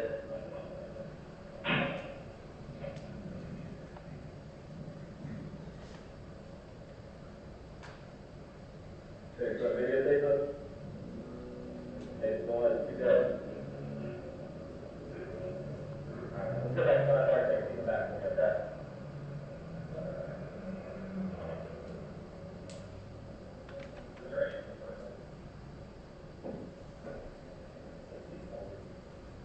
Press the here in a second, that's all I know.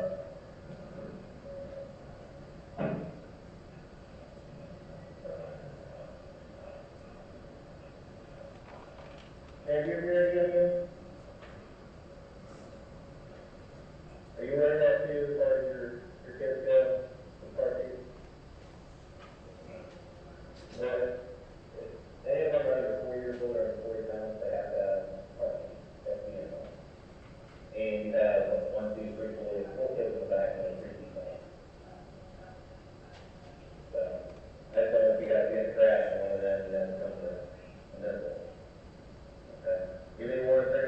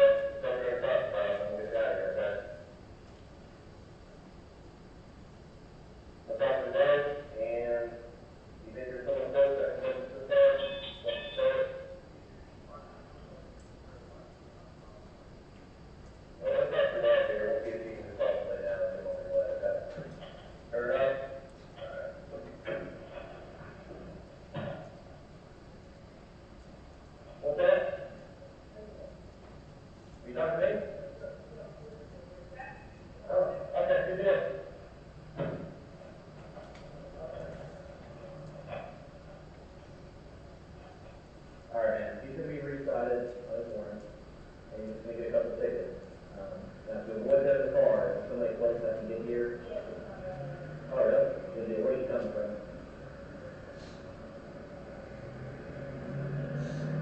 What's that? Hey, buddy. I'm sorry. Is that pretty fun? Is she coming by herself or with somebody else?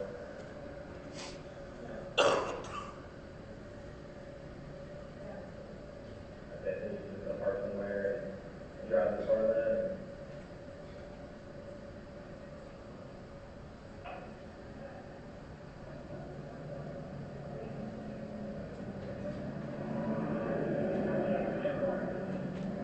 Okay, sounds good. Yeah, if you can get here within like 15, 20 minutes.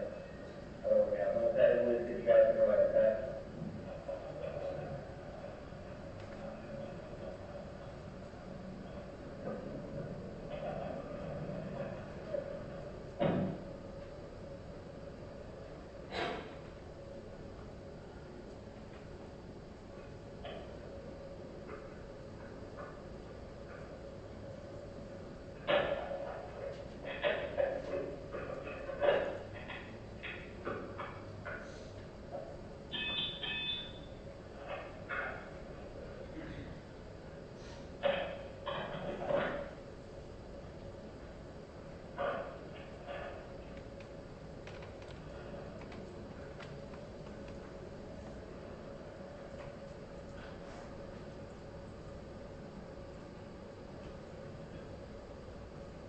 Mr. Rand, what's your date of birth?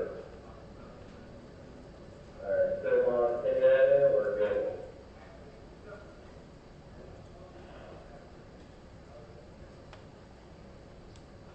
You don't know your address? Does your wife know your address?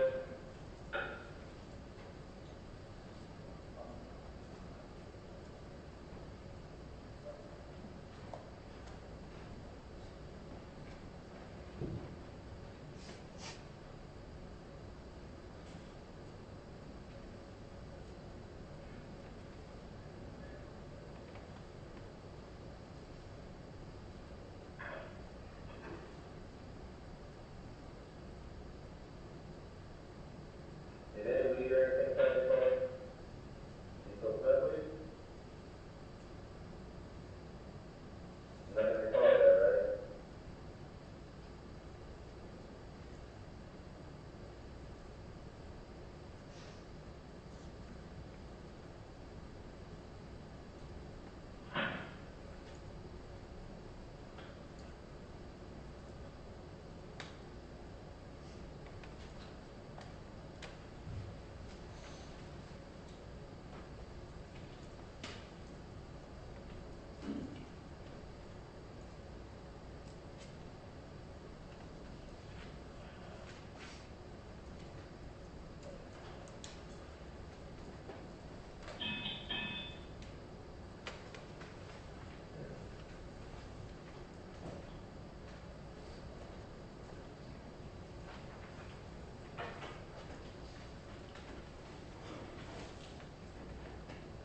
So you're under 3 license inspections, 2 license forfeiture, and 1 random selection.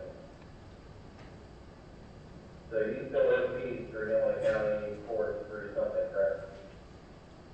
Are you paying off through this ticket?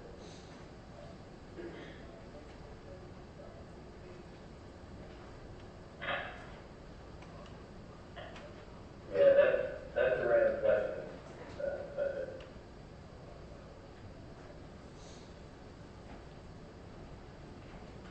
You got 2 of them, and you still owe fees for something, and they suspend your license.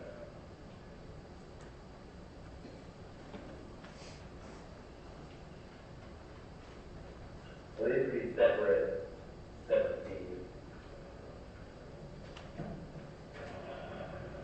Yes, ma'am. Okay.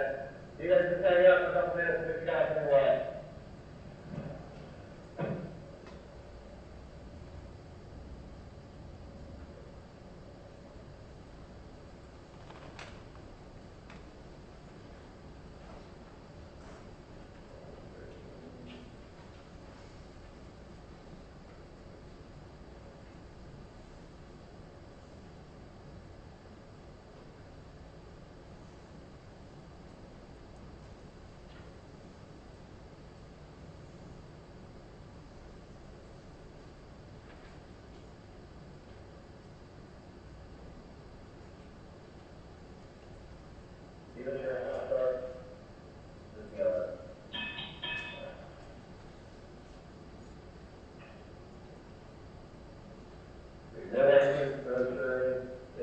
last 200 frames.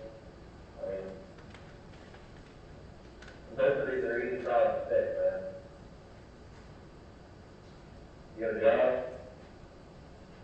And you just not afford this? You couldn't put it where?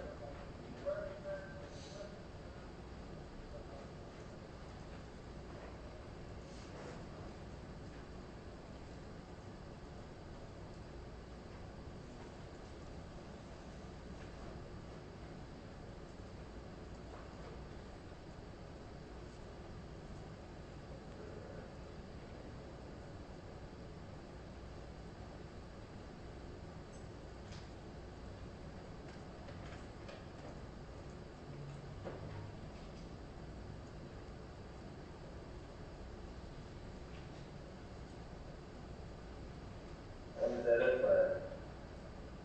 Can't afford to get your license, you know, reinstated and all that stuff taken care of. So you can still afford money for weed?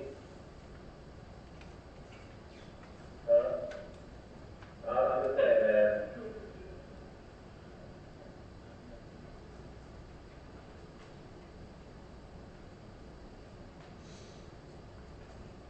Actually, it's cheaper in the long run. If you don't have stuff taken care of, you're not gonna get asked to stop and get more fines, and everything's still with the bigger fines and everything. So if you get this shit taken care of now, it's easier and cheaper in the long run, man. You avoid all the taxes, moving it forward, and all these fees, and, yeah.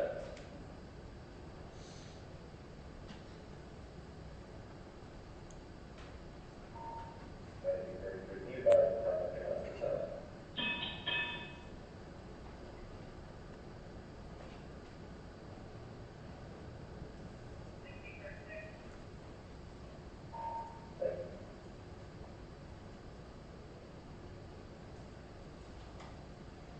Where you guys headed to today?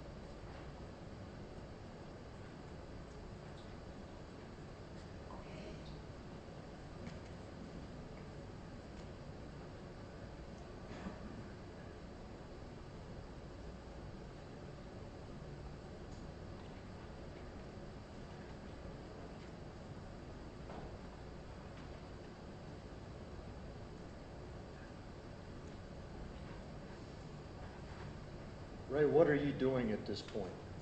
I'm writing out a traffic citation and a recite for his non-compliance.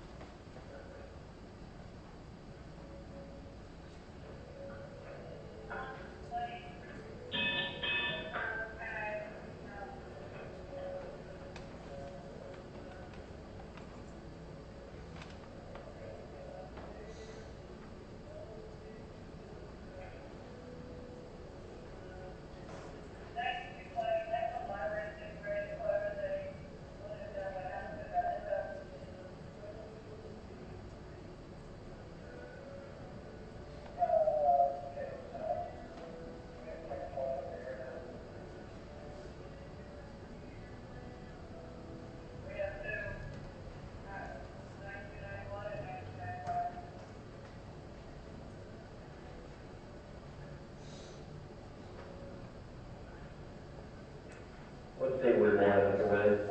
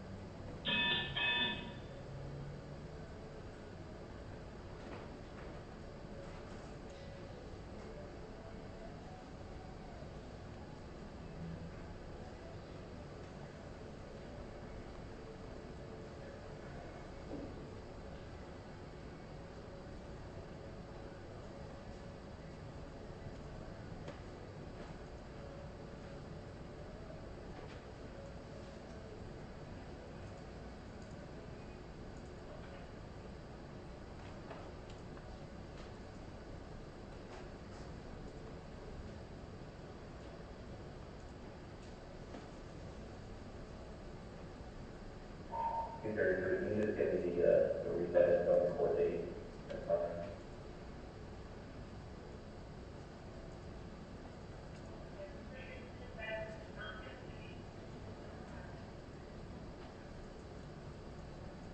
Okay, and let's just hold on for 1 second. Getting details of the traffic stop.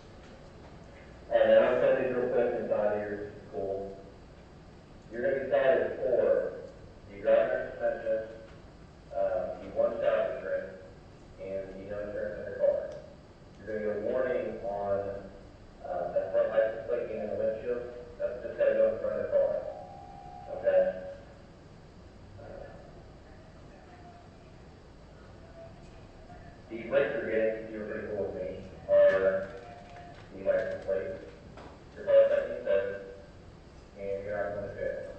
Okay? If you were not talking with me, you wouldn't want to jail for a warrant. And me. Okay? So this is going to be a mandatory court hearing on August 6th, Thursday, 1 p.m., room B at the Justice Center downtown. Same thing with your warrant. We court date for that is also August 6th, same date and time, same rate. Any questions on that? Can we get the next one?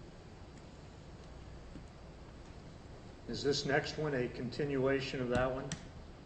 Where you finish up with this gentleman? Yes, sir. What time was this traffic stop about? This would have been at about 4:30. Get out of the time, and you're good to go. All right?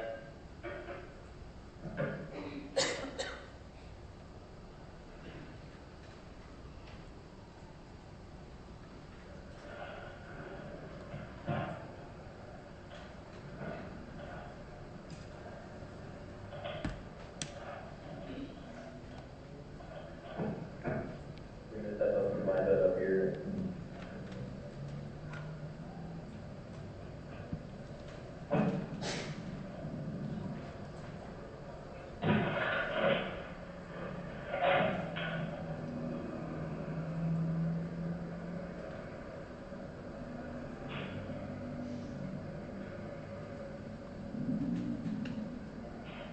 Sunday, you're not going to be able to just say that copies of them. It's on this side, on the replay.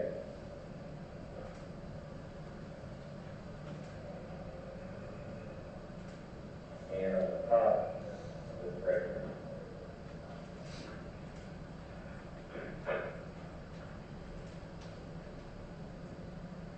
All right, so August 6th, 1 p.m. room B. Oh, you got it. Make sure you don't do that. You don't fail that, or warrants, and you're probably gonna go the next time.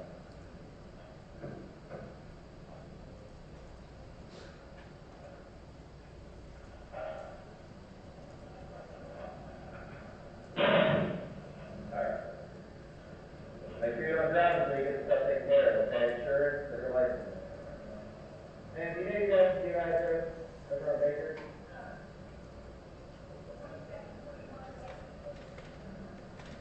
With 21 Baker.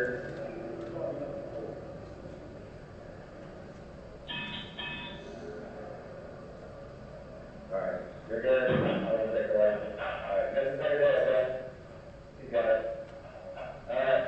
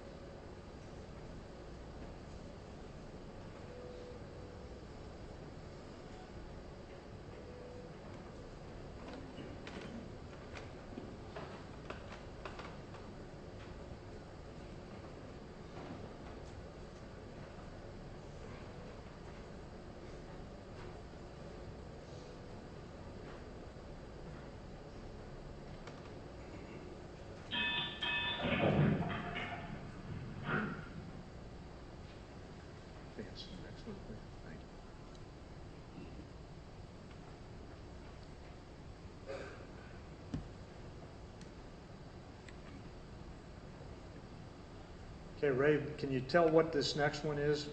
I believe I've acted under UCL's Okay. This was after the one we just watched, correct? Yes, sir.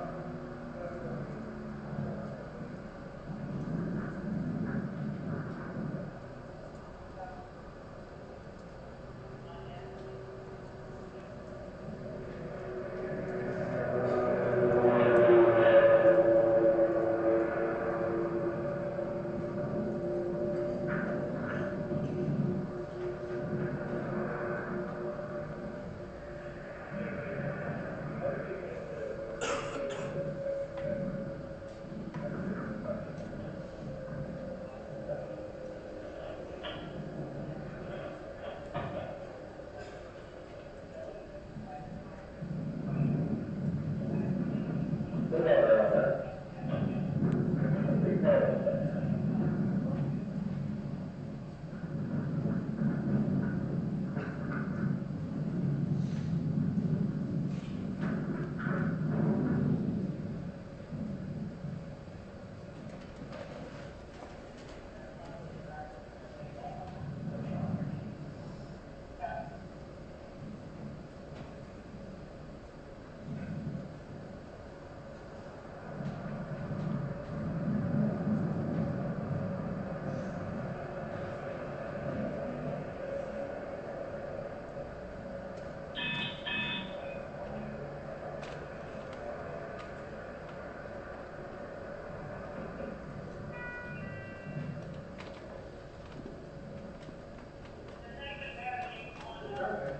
on that. Please hold.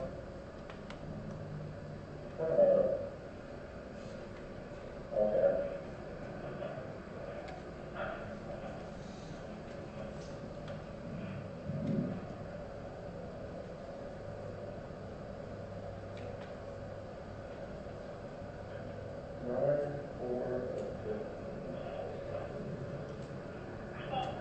9, 10, and 15.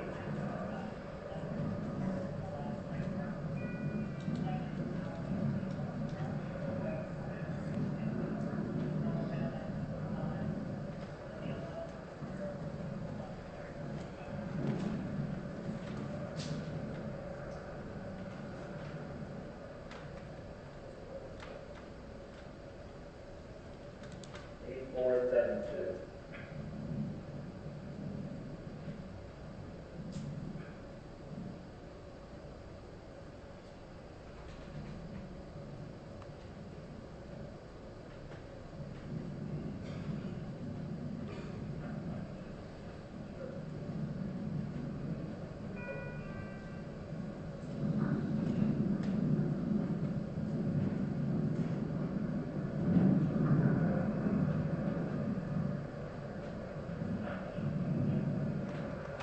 Good.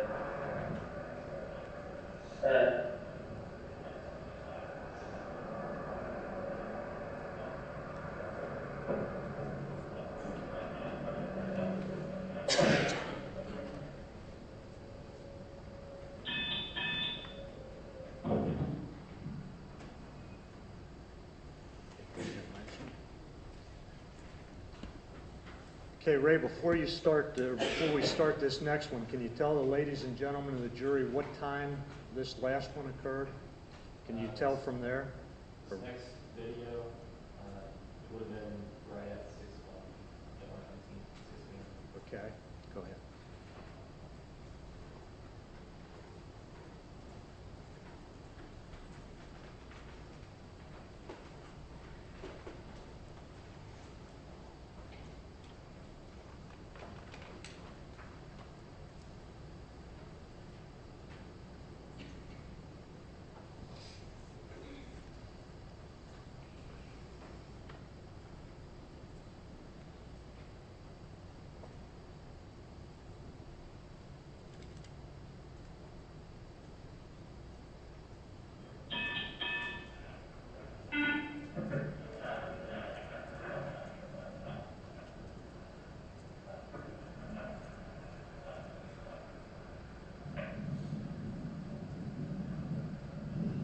Hey, well, I'm just going to please, your license on you?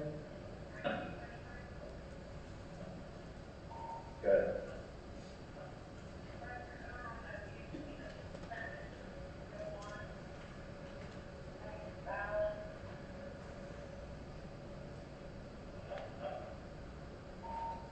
Okay.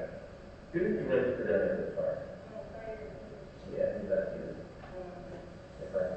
Okay. She said it's unlicensed, and you don't look like her. And then your friend said up here, that's got to be in front of the car. I can't see that.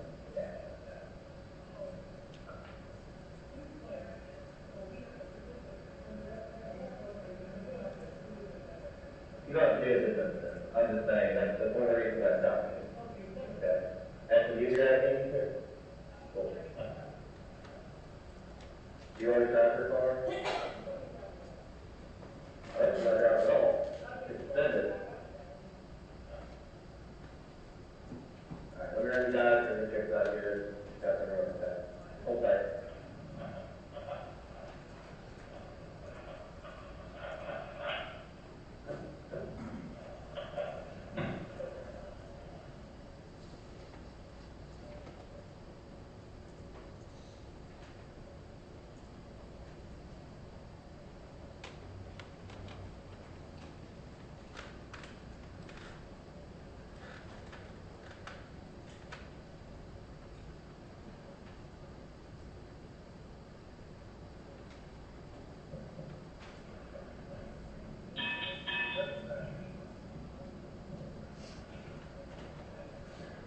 I didn't do that.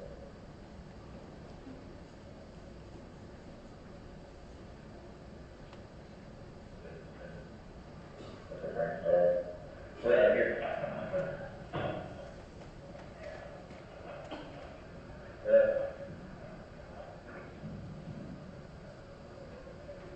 Alright, what? You just got that? Yeah, take your job, that's fine, make sure that plate is tied on the front, okay? Otherwise, I'll give you a warning on it, but, alright, that's good, okay? You wait here, 6:45? Okay, you may resume your seat.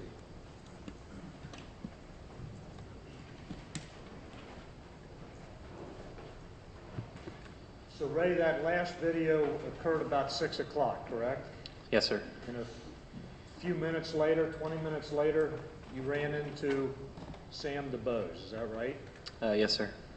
You were sitting at the intersection of East Hollister and Vine, is that right? Correct. What was your purpose in being there? A common thing we did, since McMillan is only a one-way, it only goes eastbound. The easiest thing to turn around to come back to your area is to take a right onto Auburn, and then to take a left on East Hollister, and then you can cut back up to West Hollister and get back to Calhoun Street in that area. So that's a common thing to do.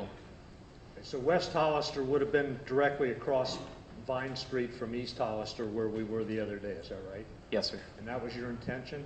Yes, sir. And did something interfere with your intention there? Yes, sir. What was that? I was stopped at the intersection briefly. I believe I was reorganizing my bag or checked my phone. I can't recall. And I happened to look up to the north on Vine Street, up the hill, and coming from the intersection of Vine and McMillan, was a vehicle that was coming towards me, and there was no front license plate on the vehicle. And what did you do in response to that? As the vehicle passed, I noted it was a green Honda Accord. The vehicle passed me, and I ran the rear license plate of the vehicle, which was an Ohio license plate, as it passed me. I ran that into my, it's called an MDC, a mobile data computer in your police car. Okay, did you notice anything about the driver as that car passed you? I couldn't tell if it was a male or female. All I could tell is that there's one person in the car, and they were wearing a red and white type shirt and a red and white type hat as they drove by, but I could not tell who was driving. And was there anything significant about the fact that there was no front license plate, but there was an Ohio license plate on the rear of the car? Yes, sir. I recognize that as being a violation of Ohio law. And in addition to that, as I ran the rear license plate, it returned on my mobile computer that the registered owner of the car was under driving suspensions. You knew that immediately, correct? Yes, sir. Right after running the license plate. And did you decide to do something in response to that? When I saw that the registered owner was under suspensions, that's when I pulled out southbound after the Honda Accord to initiate a traffic stop. And what happened? As we were going southbound on Vine, the driver, who we later found out was Mr. DuBose, they indicated with their left blinker that they were going to turn left onto Thill Street, just off of Vine.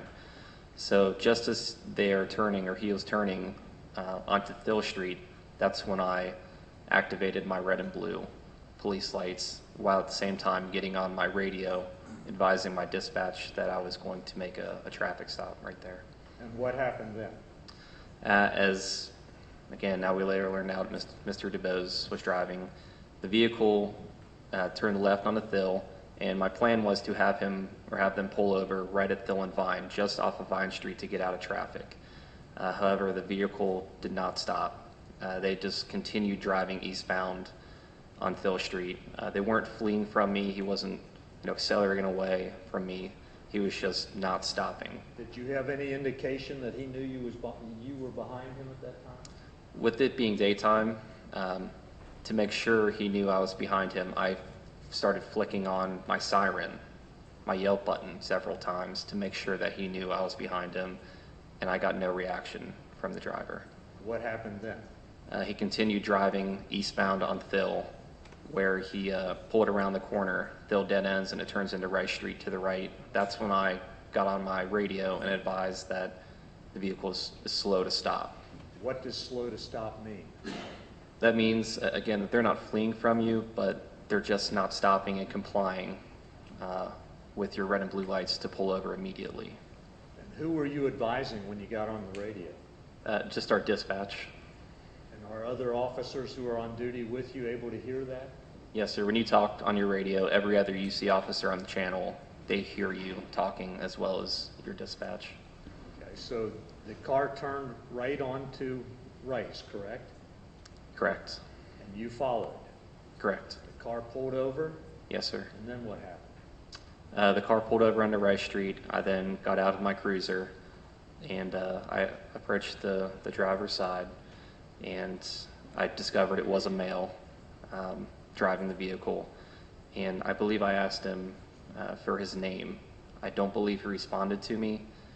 And then I proceeded to introduce myself. I said, I'm Officer Tenzing with UC Police. Do you have your license on you? Were you getting any response from them? No, sir, I was not.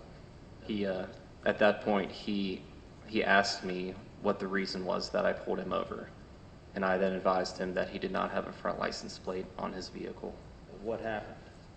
At this point, his vehicle was in park and the car was on. He reached up with his right hand and he turned the car off, and he took the key, and I guess in order to open the glove box, he had to use the key for it. So he took the key out and reached over to the passenger side glove box, and he opened up the glove box, and he was digging through files, and he kind of halfway pulled out what looked to be a license to inform me that he did have a license plate. It was just in the glove box. And did you tell him that you didn't need to see it, that it belonged on the front of the car or something of that nature? Yes, sir. I told him I didn't need to see it at that moment, that it just needed to go on the front of the vehicle in compliance with Ohio law. And then what? I then again asked him, I believe several more times, for a driver's license. And every time I asked him, he would kind of pat his pockets down and act like he was going for a license, but then he wouldn't. And he would just kind of sit there and he'd make eye contact with me, and then he'd start looking away, just like he was stalling. What, if anything, did that mean to you? That set off a couple red flags in my mind. Just how nervous and squirrely, for lack of a better term, how nervous he was acting. It just kind of raised the hairs in the back of my neck stand up, that there's something not right here. So what did you do? I believe I asked him just to be honest with me if he was under a driving suspension. And going back a little bit, one of the reasons I did not tell him that the registered owner was under a suspension, I wanted to see if he was going to be honest with me to talk about that. And so what happened? When I asked him to be honest with me, I was asking him if he had a valid license, he said he did. And then he offered something to the effect of, you can run my social security number, or you can run my name. Okay, at some point, there was a bottle that said gin on it produced. Where did that fit into this scenario? Yes, sir. I believe right after that, I looked down on the floorboard of his car, and I saw on the driver's side floorboard between his feet, there was a bottle, and the label said gin on it. And I asked him, what was that? And he reached down and picked it up, and he handed it to me out of the window. And I took it in my hand, and it said gin. And at that same time as I was reading that, he advised me that it was air freshener, which I didn't elaborate on my statement, but that set off further alarm bells that why does he have a gin bottle filled with perfume or air freshener? That struck me as odd. What did you do with the gin bottle? I figured whatever the case was with that I could set that on the roof of his car and go back to dealing with him, because again, he was just so nervous and so squirrely the way he was acting. I wanted to focus on him. Okay, and did the gin bottle give you any hints about, or did that concern you at all about his condition? Again, I know I did not elaborate on this in my statement, but it set off a couple other red flags that, okay, I'm possibly now dealing with a DUI driver, or that he's claiming that it's air freshener. If that is accurate, that in my training and experience, people use that to mask the smell of drugs in their car, to throw off a canine dog, or to just mask the smell of any drugs he may have. Have you experienced the smell of drugs in car before? Yes, sir. On how many occasions? Numerous occasions, mostly marijuana. Did you notice the smell of marijuana that day? No, I did not. Did you notice any smell of alcohol on or about the driver or in the car? No, I did not. Okay. So you're handed the bottle of gin, you put it on the roof, you're still inquiring about a driver's license? Yes, sir. And when he asked me, or he offered to have me run his name or social security card, again, the way he was acting so nervous, I felt like he was trying to just get me away from him, that was a reason that I could turn my back and walk back to my police car and leave him alone. And I did not want to do that. Why not? Just the way he was acting for a traffic stop, that normal people just don't act that way. Just how nervous he was acting, it was setting off alarm bells in my head that there was something not right here. Was that different from the stops that you had been involved in even earlier that afternoon? Yes, sir, it was. So what did you do? At that point, since I could not identify who he was, I asked him, or I believe I told him that until I can figure out who you are, go ahead and take your seatbelt off. And at that time, I reached with my left hand to open his driver's door. And what was your purpose in doing that? My purpose was to go ahead and detain him, and my plan was, backtrack a second, I was taught by Scott Hughes to handcuff drivers in the driver's seat to actually handcuff them, as you saw in the previous video, while they're sitting in the car, to get them out after you handcuff them out of the vehicle. My plan was to open the door and do the exact same thing with Mr. DuBose. And what happened? Well, as I opened the driver's side door, he immediately reached up with his left hand and he pulled the door back shut. And simultaneously with his right hand, at this point, the keys were back in the ignition. Do you know how or when they got back in the ignition? I think at some point during our conversation, he took the keys back in the glove box and just stuck them in the ignition without turning back on the car.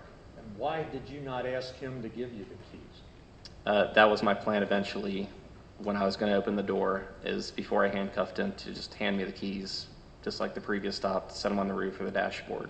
You never got that far, correct? I never made it that far, no. Okay, what happened?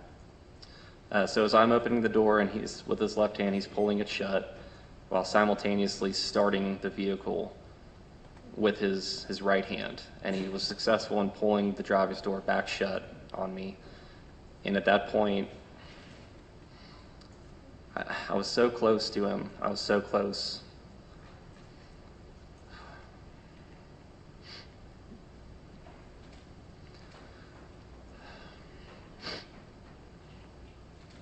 I was so close, I could see, I was just so close to his keys, I thought I had a good chance to knock the keys out of the ignition, to grab them, to stop him from going anywhere and to regain control of him. I thought I could beat him to it.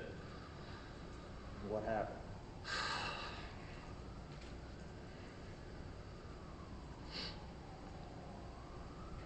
He was faster than you? He was very fast. He started the car with his right hand and immediately went down to the gear shifter, and at this point I'm reaching in with my left hand to go for his keys. But he was so fast, he slammed the car in drive.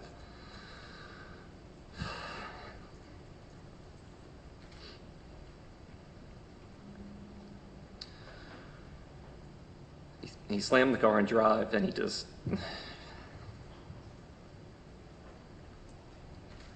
Sorry, can I have a minute?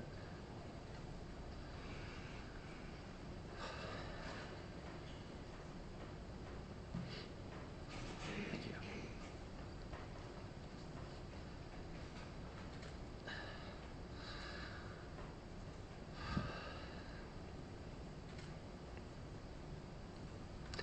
So he slammed the car in drive and he mashed the accelerator with his foot.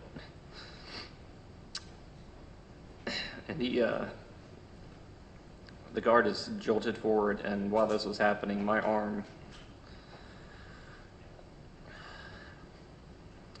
left arm was still inside the car.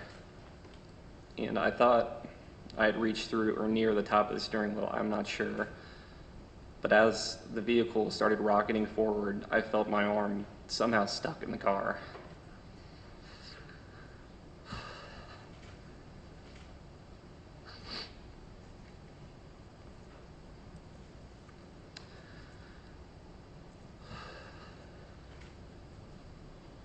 Did you begin to fall? Yes, sir. My arm was stuck and I could not pull it out.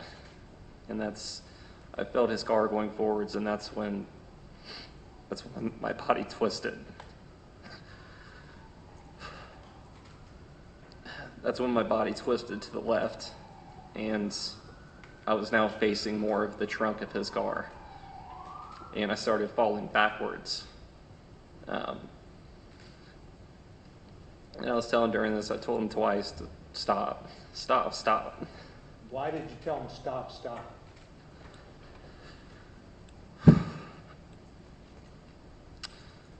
I wanted him to stop the car. You perceived that the car was in motion?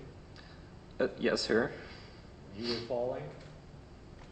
I was falling backwards, and the left side of my body had kind of fallen against his driver's side door.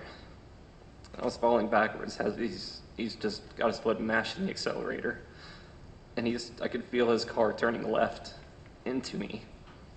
So I'm falling backwards, and I'm falling lower and lower.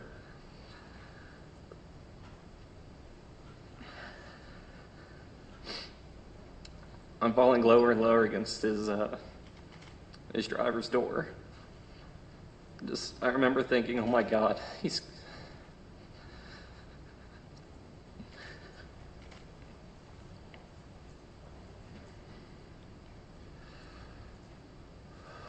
that he's going to run me over and he's going to kill me. And that he's actively dragging me with his car right now, and my arm is stuck in there. And I cannot get it out. And he's turning left into me with his car. He's got his foot mashed in the accelerator, and his back tire is going to run me over. Is that when you drew your weapon? Yes, sir. Fired? That's when I drew my gun with my right hand. And again, I was falling backwards against his car. He was going forwards. I was facing his trunk, and I was completely off balance at this point. And I just remember thinking, oh my God, he's going to run me over and he's going to kill me. And I just instinctively just drew my gun, and I was so low, all I could see was really just his upper body, his head area, and that's when I reached up and fired towards him, towards his head. You heard Grant Fredericks testify the other day that you were standing up when you fired. No, sir, my perception at that point is I was falling backwards against this vehicle, completely off balance, as he was just rocketing away in his car. I believe Mr. Fredericks testified the other day that you never came into contact with the car. Do you remember that? I do. That's your perception? That was not my perception. My perception was that my body got rotated to my right and I fell backwards, and the left side of my body fell against his driver's door. And what made you feel that you were going to be seriously injured or killed? I felt my body moving with his car. He was picking up speed. I remember hearing the RPMs climbing and his engine revving, and the way he initially pulled over, there was a car parked in front of him, and I knew he had to turn left to pull out, and I could feel his car turning left into my body, and he was still accelerating, and I was just thinking, oh my God, my legs are gonna get sucked underneath his car, and he's gonna run me over, and he's gonna run over top of me with his car, and I'm gonna die on the street today. And also in the back of my mind, I remember when I initially pulled over, I did a scene size up. I look around on the scene for anything, just my settings. And I remember on the other side of the street, there was a guardrail with metal I-beam posts sticking up. And they were facing the street. So as I felt my body being dragged and his car turning left into me, in the back of my mind it just said guardrail, that he's steering you towards that, and he's going to scrape you off the side of his car on that guardrail. And This all happened in a split second, correct? it happened very fast, yes. How were you able to have all those thoughts? Can you explain that? They flashed just very quickly. I feel my body getting dragged, guardrail, it's going to run me over, and it just happened. Ray, did you have any less lethal weapons with you than your gun that day? We only carry mace and a baton. We're not allowed to carry tasers at all. You were not equipped with a taser, correct? I didn't have a taser, no. At some point you disengaged from Mr. DeBose's car, is that right? Yes, sir. Do you know when that was or where you ended up? My perception during this is immediately after I fired the shot, that at that point my arm was still caught, and right after the shot that my arm became somehow free from whatever was trapped, or whatever way it was trapped in or around the steering wheel. Again, I'm not sure how it was. I just know I could not get it out and free it. So right after the shot was fired, my arm became free, but his vehicle was still accelerating hard. He was just rocketing forward, again, turning into me still. And I was still completely off balance, falling on my back, and I just remember just trying to grab for anything with my left hand to keep my body upright.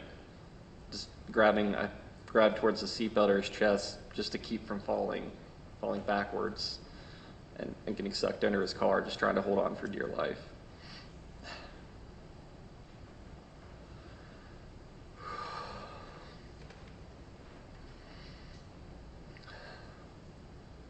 Okay, so you came free from the car, correct?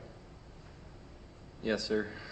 And do you know where you were with relation to where you had started out? I had some idea that I was farther up the street. It felt like I was attached to his car for a mile, but I would guess 15 to 20 feet. I was farther up the street. What did you do then? After I fell off his car, I slid on my back and I kind of rolled to my right. And I remember kind of, as I'm standing up, I'm facing the opposite way because I fell on my back, and I see Officer Kidd and Officer Lindenschmidt sprinting down Rice Street towards me. What did you do? It just instinctively, I popped up real quick. I got off the ground and I turned around, and right at that point we heard a loud crash farther up the street, where the direction where Mr. Dubos's car had gone. So we heard a loud crash, and all three of us turned around and started running up the street towards where we heard the crash. Were you injured? At that point, I wasn't sure. My adrenaline was running so fast, and everything was still unfolding. I wasn't sure at that point. And I assume you and Officer Kidd and Officer Lindenschmidt ran to the corner of Rice and Valencia, correct? Yes, sir. What did you find when you got there? We found that Mr. Dubos's car had crashed into a wall and what appeared to be a telephone pole right at the intersection of Rice and Valencia. He had crashed on the driver's side against the wall. Were you able to determine at that point what Mr. Dubos's condition was? I was not sure, no. What was the car doing? The car was crashed against the wall, and the engine was redlining. It was just revving and screaming against the wall, but still sitting stationary. And what did you do? I told Officer Kidd to cover me, and I went around the front of Mr. Dubos's car, and I reached in and I shut the key off to stop the car from blowing up or whatever. I just wanted to shut it off since it was just sitting there screaming. Then what? After the car was shut off, I had realized when I looked in that Mr. Dubos he had been shot. And I came back around to the passenger side of his car, and myself, Officer Kidd, and Officer Lindenschmidt just were standing there, and I believe Officer Kidd got on the radio to put out an officer needs assistance. I was just more or less in shock at that point. Were you injured in any manner? As the adrenaline started coming back down, I could feel in my left arm, from my elbow down, it hurt. It was tingly. It felt like a tendon had been pulled in my arm. It was tingling. And my left knee started to hurt, and my lower back from where I fell on my gun belt was starting to hurt. And then eventually you were transported by Sergeant Nate Asbury to the University Hospital, correct? Yes, sir. And you were examined there, Yes, sir. found to not have any broken bones or serious injuries, correct? Yes, sir. They gave me x-rays and there weren't any broken bones. Did they provide you with any medication? Since I was complaining of pain in my arm, my knee and my back, they gave me some kind of pain medication. And then what happened? That's when one of the Cincinnati officers came in and took my duty gear and my uniform. And eventually you were taken back to the University of Cincinnati Police Department? Yes, sir. 2 days later, on July 21st, you responded to 824 Broadway Street over here, and met with Sergeant Hine and Detective McGuffey, correct? Correct. And you were with an attorney at that time. Yes, sir. That was not me. Correct. That was not you. Did you and your attorney that you met them with discuss your statement that you were going to give before you went in there?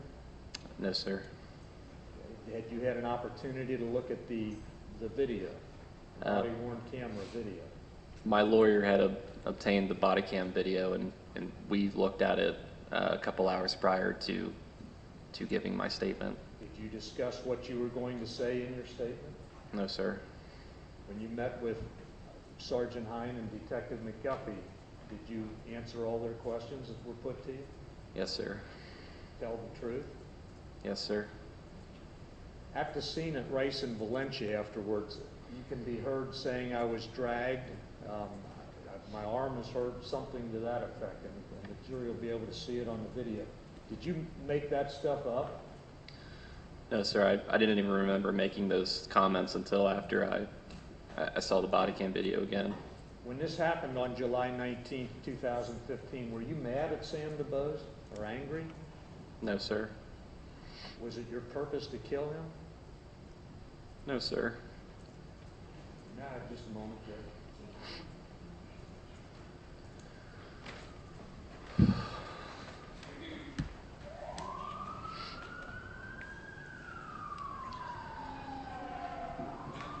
Judge, I have nothing.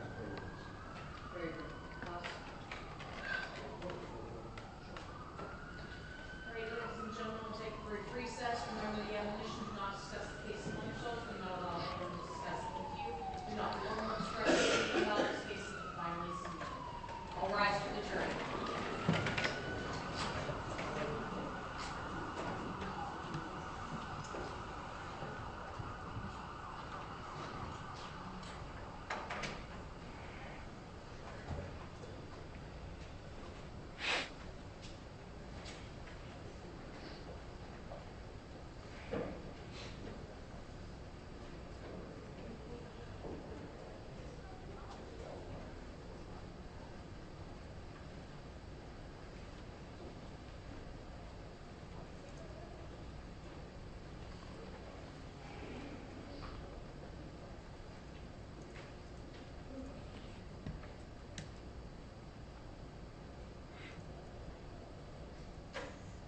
You may be seated. Just let me know when you're ready. You may be seated.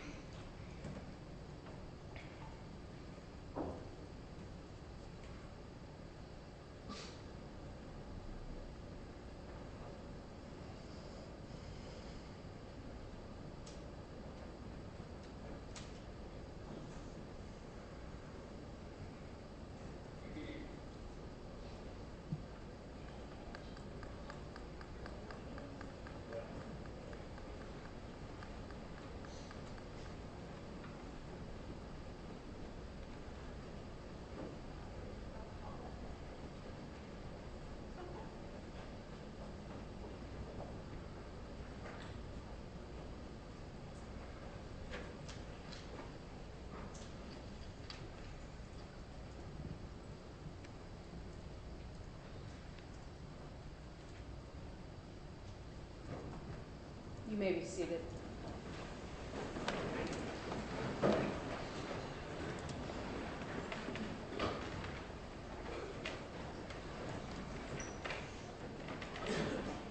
Cross.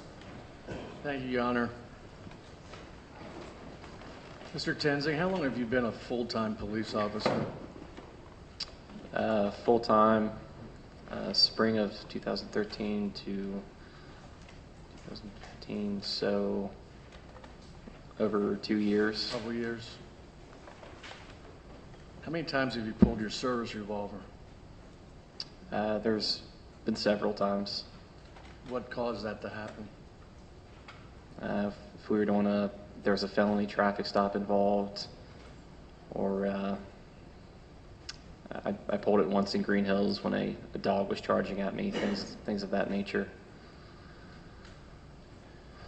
Okay, I want to go through the statement you gave the Cincinnati Police Homicide, and that was 2 days after this incident, correct? Yes, sir. And you were with a lawyer. Yes, sir. Did you go to have you gone to the scene since July 19th? I have not, no. No? Just on the view of the scene? Yes, sir.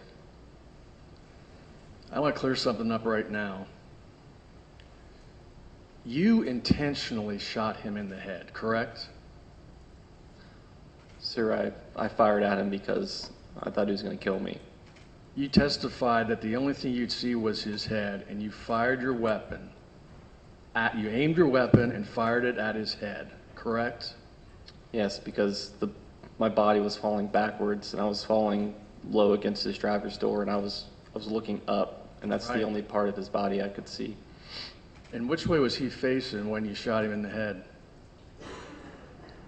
He was facing forward in his seat. He was kind of leaning to his right, I think. You do know this is on video, right? I'm sorry? You know this is on a video, correct? Yes, sir. And you know how low to the door were you? You said you were eye level at the bottom of the door? My armpit was on the windowsill of the driver's door, and I was completely backwards, facing. And you fired up like this? No, sir. I was on my back, and that's when I reached up through the driver's door, or through the window, and fired. Did you see the coroner testify about the path of this bullet? Yes, sir. That the bullet entered above his ear, Yes, sir. and the path of it went below the other ear? Yes, sir. How is that possible? Because, sir, I reached up like this. I have long arms. Okay.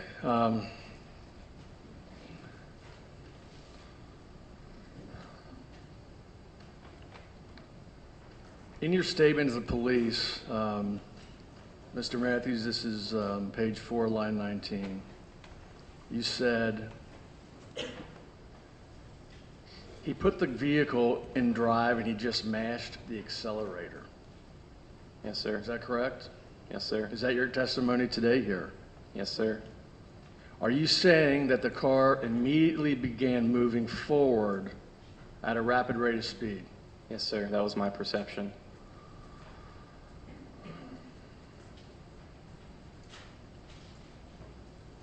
On page 4, line 21, you said, in my hand and my hand and my left arm, it somehow got caught or tangled up in the steering wheel as he's accelerating. Is that not true? Sir, that was my perception in that split moment. I'm confused about this term perception. Is it your belief that that's true or not?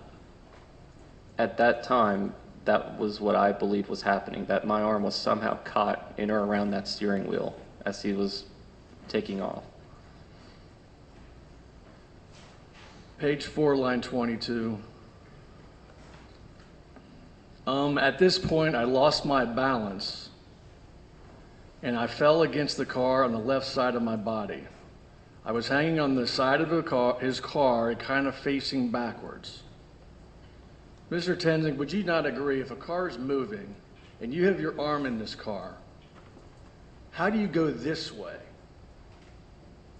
Because when I reached in and I felt my arm stuck somehow, when he mashed the accelerator and went forwards, my left arm being in there, it turned my body to where I was now facing his trunk. The momentum of a car going forward would push you this way. Sir, The that, exact opposite way that you're describing this jury. well, as he was taking off, my left arm, like I said, was caught, and it pulled me and it rotated. I didn't voluntarily fall on my back. I was rotated to my right. So you felt trapped. You somehow defy the laws of physics and go the opposite way that the car is going. Judge, to which we don't have any evidence of the law of physics. Rephrase. Your Honor, our expert testified that if the car was moving forward, he would be going the opposite way he described. Okay, just strike the law of physics comment.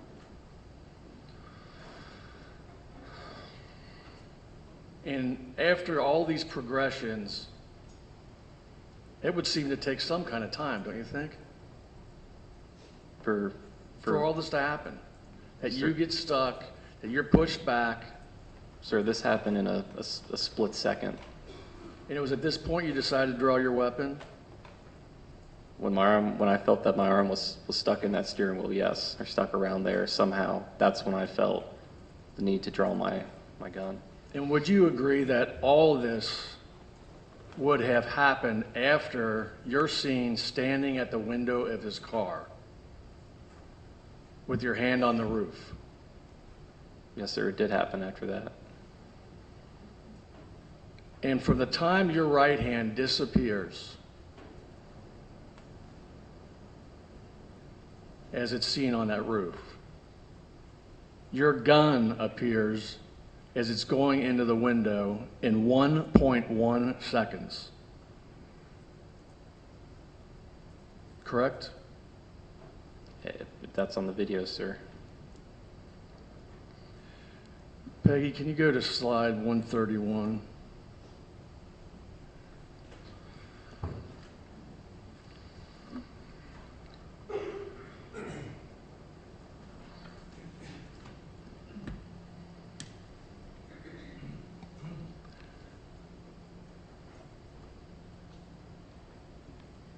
Slide 131 shows your right hand leaving the roof and the left hand is free. Maybe look Can you there. get up to see it? Yes, please. Go ahead.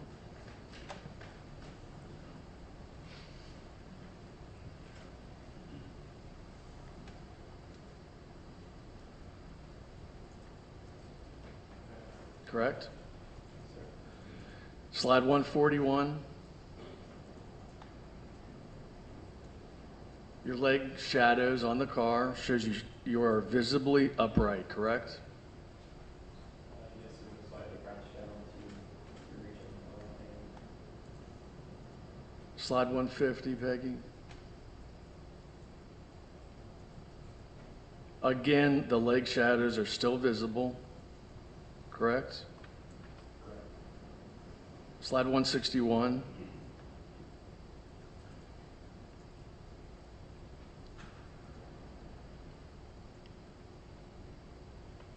There, it's is it 161? 166, I'm sorry, Peg.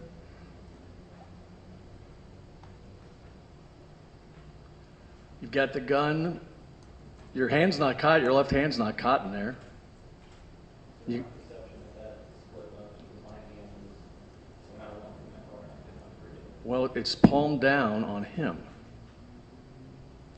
Is it not? I've had weeks and months to go over this. It happened in a split second. I just want you to tell the truth. Is his hand, is your palm down flat on him? My hand appears to be going towards his chest, yes. And you bring the gun through the window. The gun's coming up, yes. And you're saying right now at this point in time, you're being dragged. So again, that was my perception.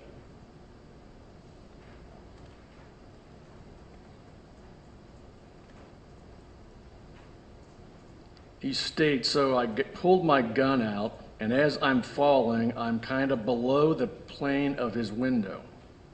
So the only shot I could see that I could take to stop the threat was a headshot. Okay, is it your contention you're being dragged right there? If my body's facing backwards and I'm feeling, in my perception, I'm feeling his car, that I'm rocking forward, that's when I made the decision to turn my gun. Slide 170, Peg. See the car in the background there? Yes, sir. He hasn't moved. Our video expert said that that car is not moving, and you are placing that gun in the car.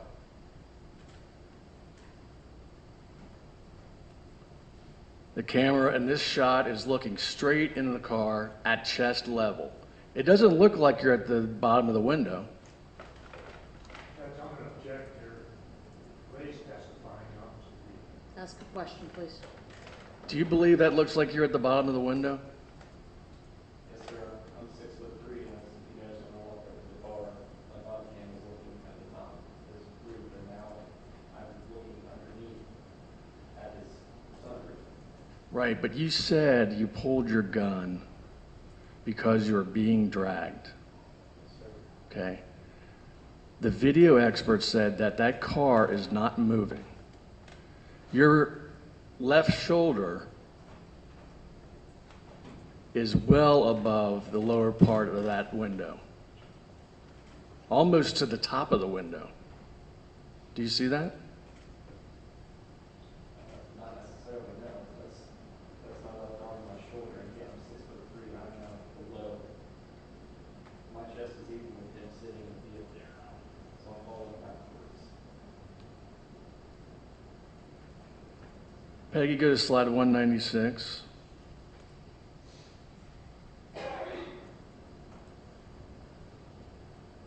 Car's still there. Do you see your left? You're clearly left of Mr. DeBoe's there. Clearly to the left. This frame is 0.2 of a second from you discharging your weapon. The car has not moved, correct? Should I object? It says right on there. Objection sustained. I'm sorry, the car moved a foot. Peggy, I think that might do my slides. You can have a seat.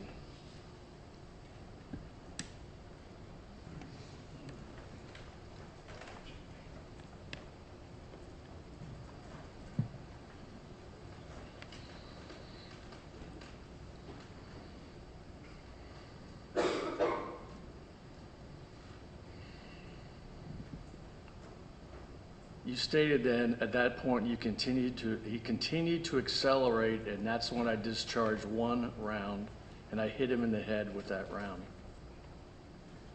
Yes, sir. What do you believe the likely result of that is? Of firing towards his head? Of shooting a bullet in a man's head with a .40 caliber weapon? That his threat against me would stop. You believed it would kill him, didn't you? I didn't know that, no. I just knew that it would stop the threat. It would stop him from rocketing forward with his vehicle. And you said after you shot the weapon, by some miracle, your hand was free from the vehicle, correct? Yes, sir.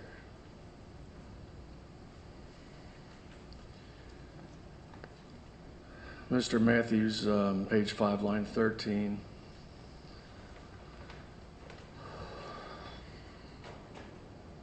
You stated to the officer, so in order for him to pull out, to go, he had to turn left a little bit to get back on the street. As he turned left, that's when I was getting dragged and my hand became free. Did you hear the coroner testify? Yes, sir. Did you hear her say that once his brainstem was severed, he would be unable to do anything like that? So before that happened, I felt his vehicle turning left into me before the shot. Page 5, Mr. Matthews, line 24. I fell on my back and I slid on my back on the pavement for I don't know how long. How far do you think you were dragged? My guess is 15 to 20 feet. And is there a reason why your uniform isn't in shreds? There are marks on my gun belt in my uniform, sir. Well, the jury can look at those marks back in the jury room, but would you not agree that if you're dragged 20 feet behind a speeding car that you're going to have more damage than that? Sir, I don't know. I was hanging on. I was stuck at first and then hanging on to the vehicle as I was getting dragged. My body was not dragging on the actual concrete itself until I actually fell off the car and slid. Both of your backup officers testified in this room that neither saw you dragged. Do you remember that? Yes, sir. Peg?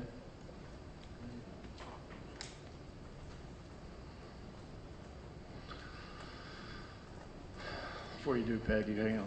You can get up there. Thank you. When you pulled Mr. DeBose over, you weren't aware of any drugs, correct? Correct. Alcohol? Correct. No gun? Not that I saw, no. No knife? No, sir. No other weapon except potentially his car? His 3,000-pound car, yes.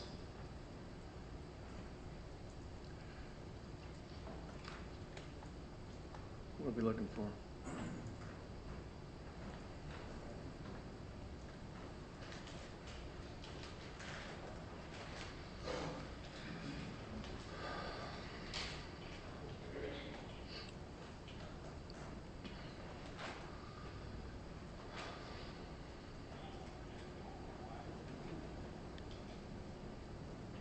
Mr. Tenzi, if you want to come up here, you're going to watch this.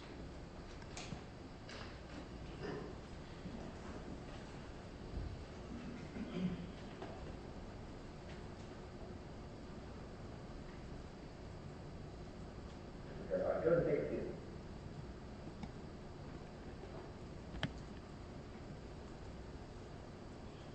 Go to take a seat. Go to take a seat.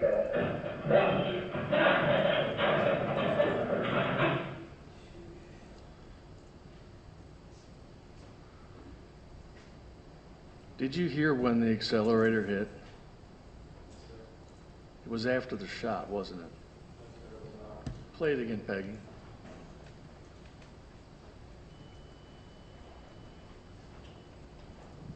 Go to take a seat. Go to take a seat. You can have a seat.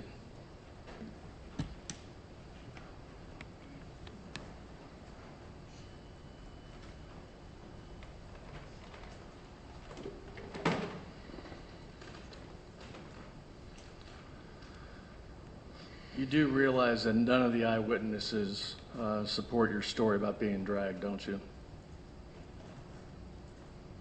Sir, they weren't in my position. I can't speak for them. Alicia saw it.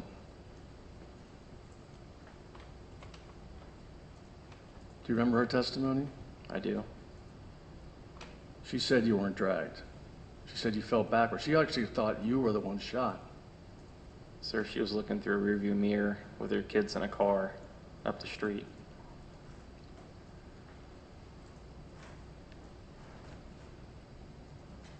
You realize that none of the physical evidence supports this story, too.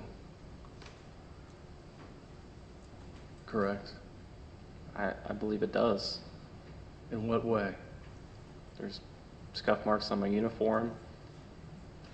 My perception at that time, why would I yell stop, stop to a car He started that's his sitting car. stationary? He started his car. Yes, allow the witness to answer. My perception was he was taking off before the shot. I would not yell stop, stop to a car that was sitting stationary. That was my perception as he was taking off. Well, we know he rolled about a foot,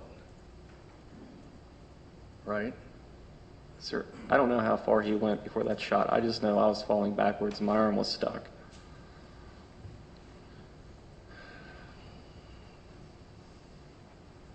When Mr. Matthews played those videos, what was the reason for those stops? The initial reason?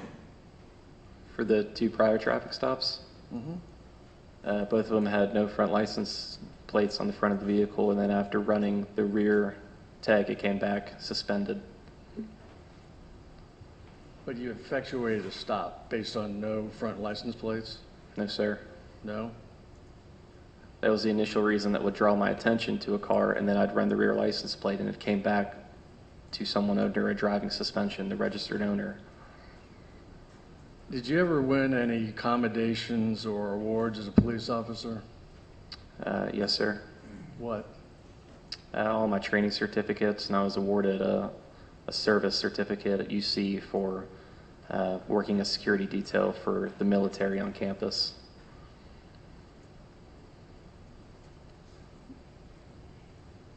I think you may have forgotten one. Are you familiar with the Exeter report? Somewhat, yes.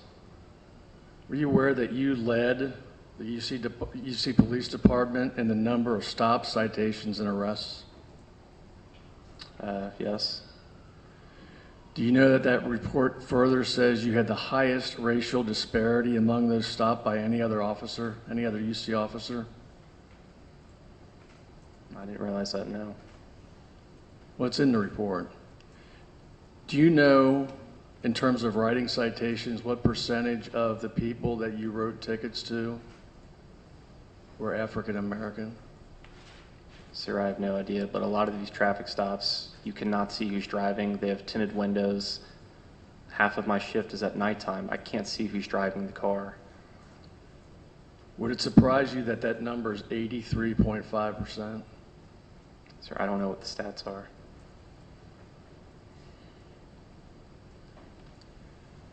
Effectively, pursuant to that memorandum of understanding with the University of Cincinnati and Cincinnati Police, you're in effect doing urban policing. Would you agree with that? Somewhat, yes. Do you have any sense how offensive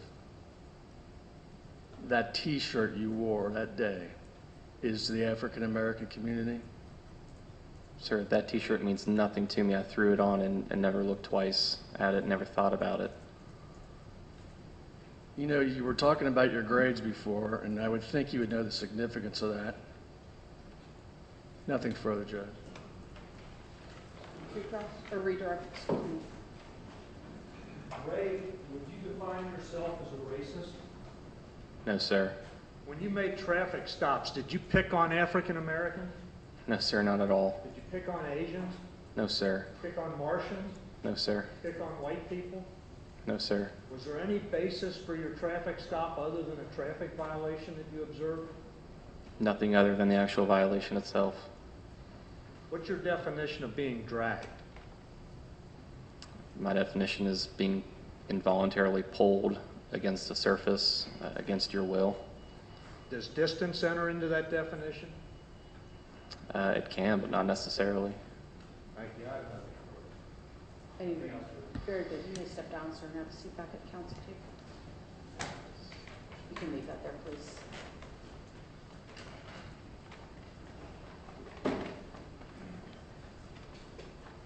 Council approach.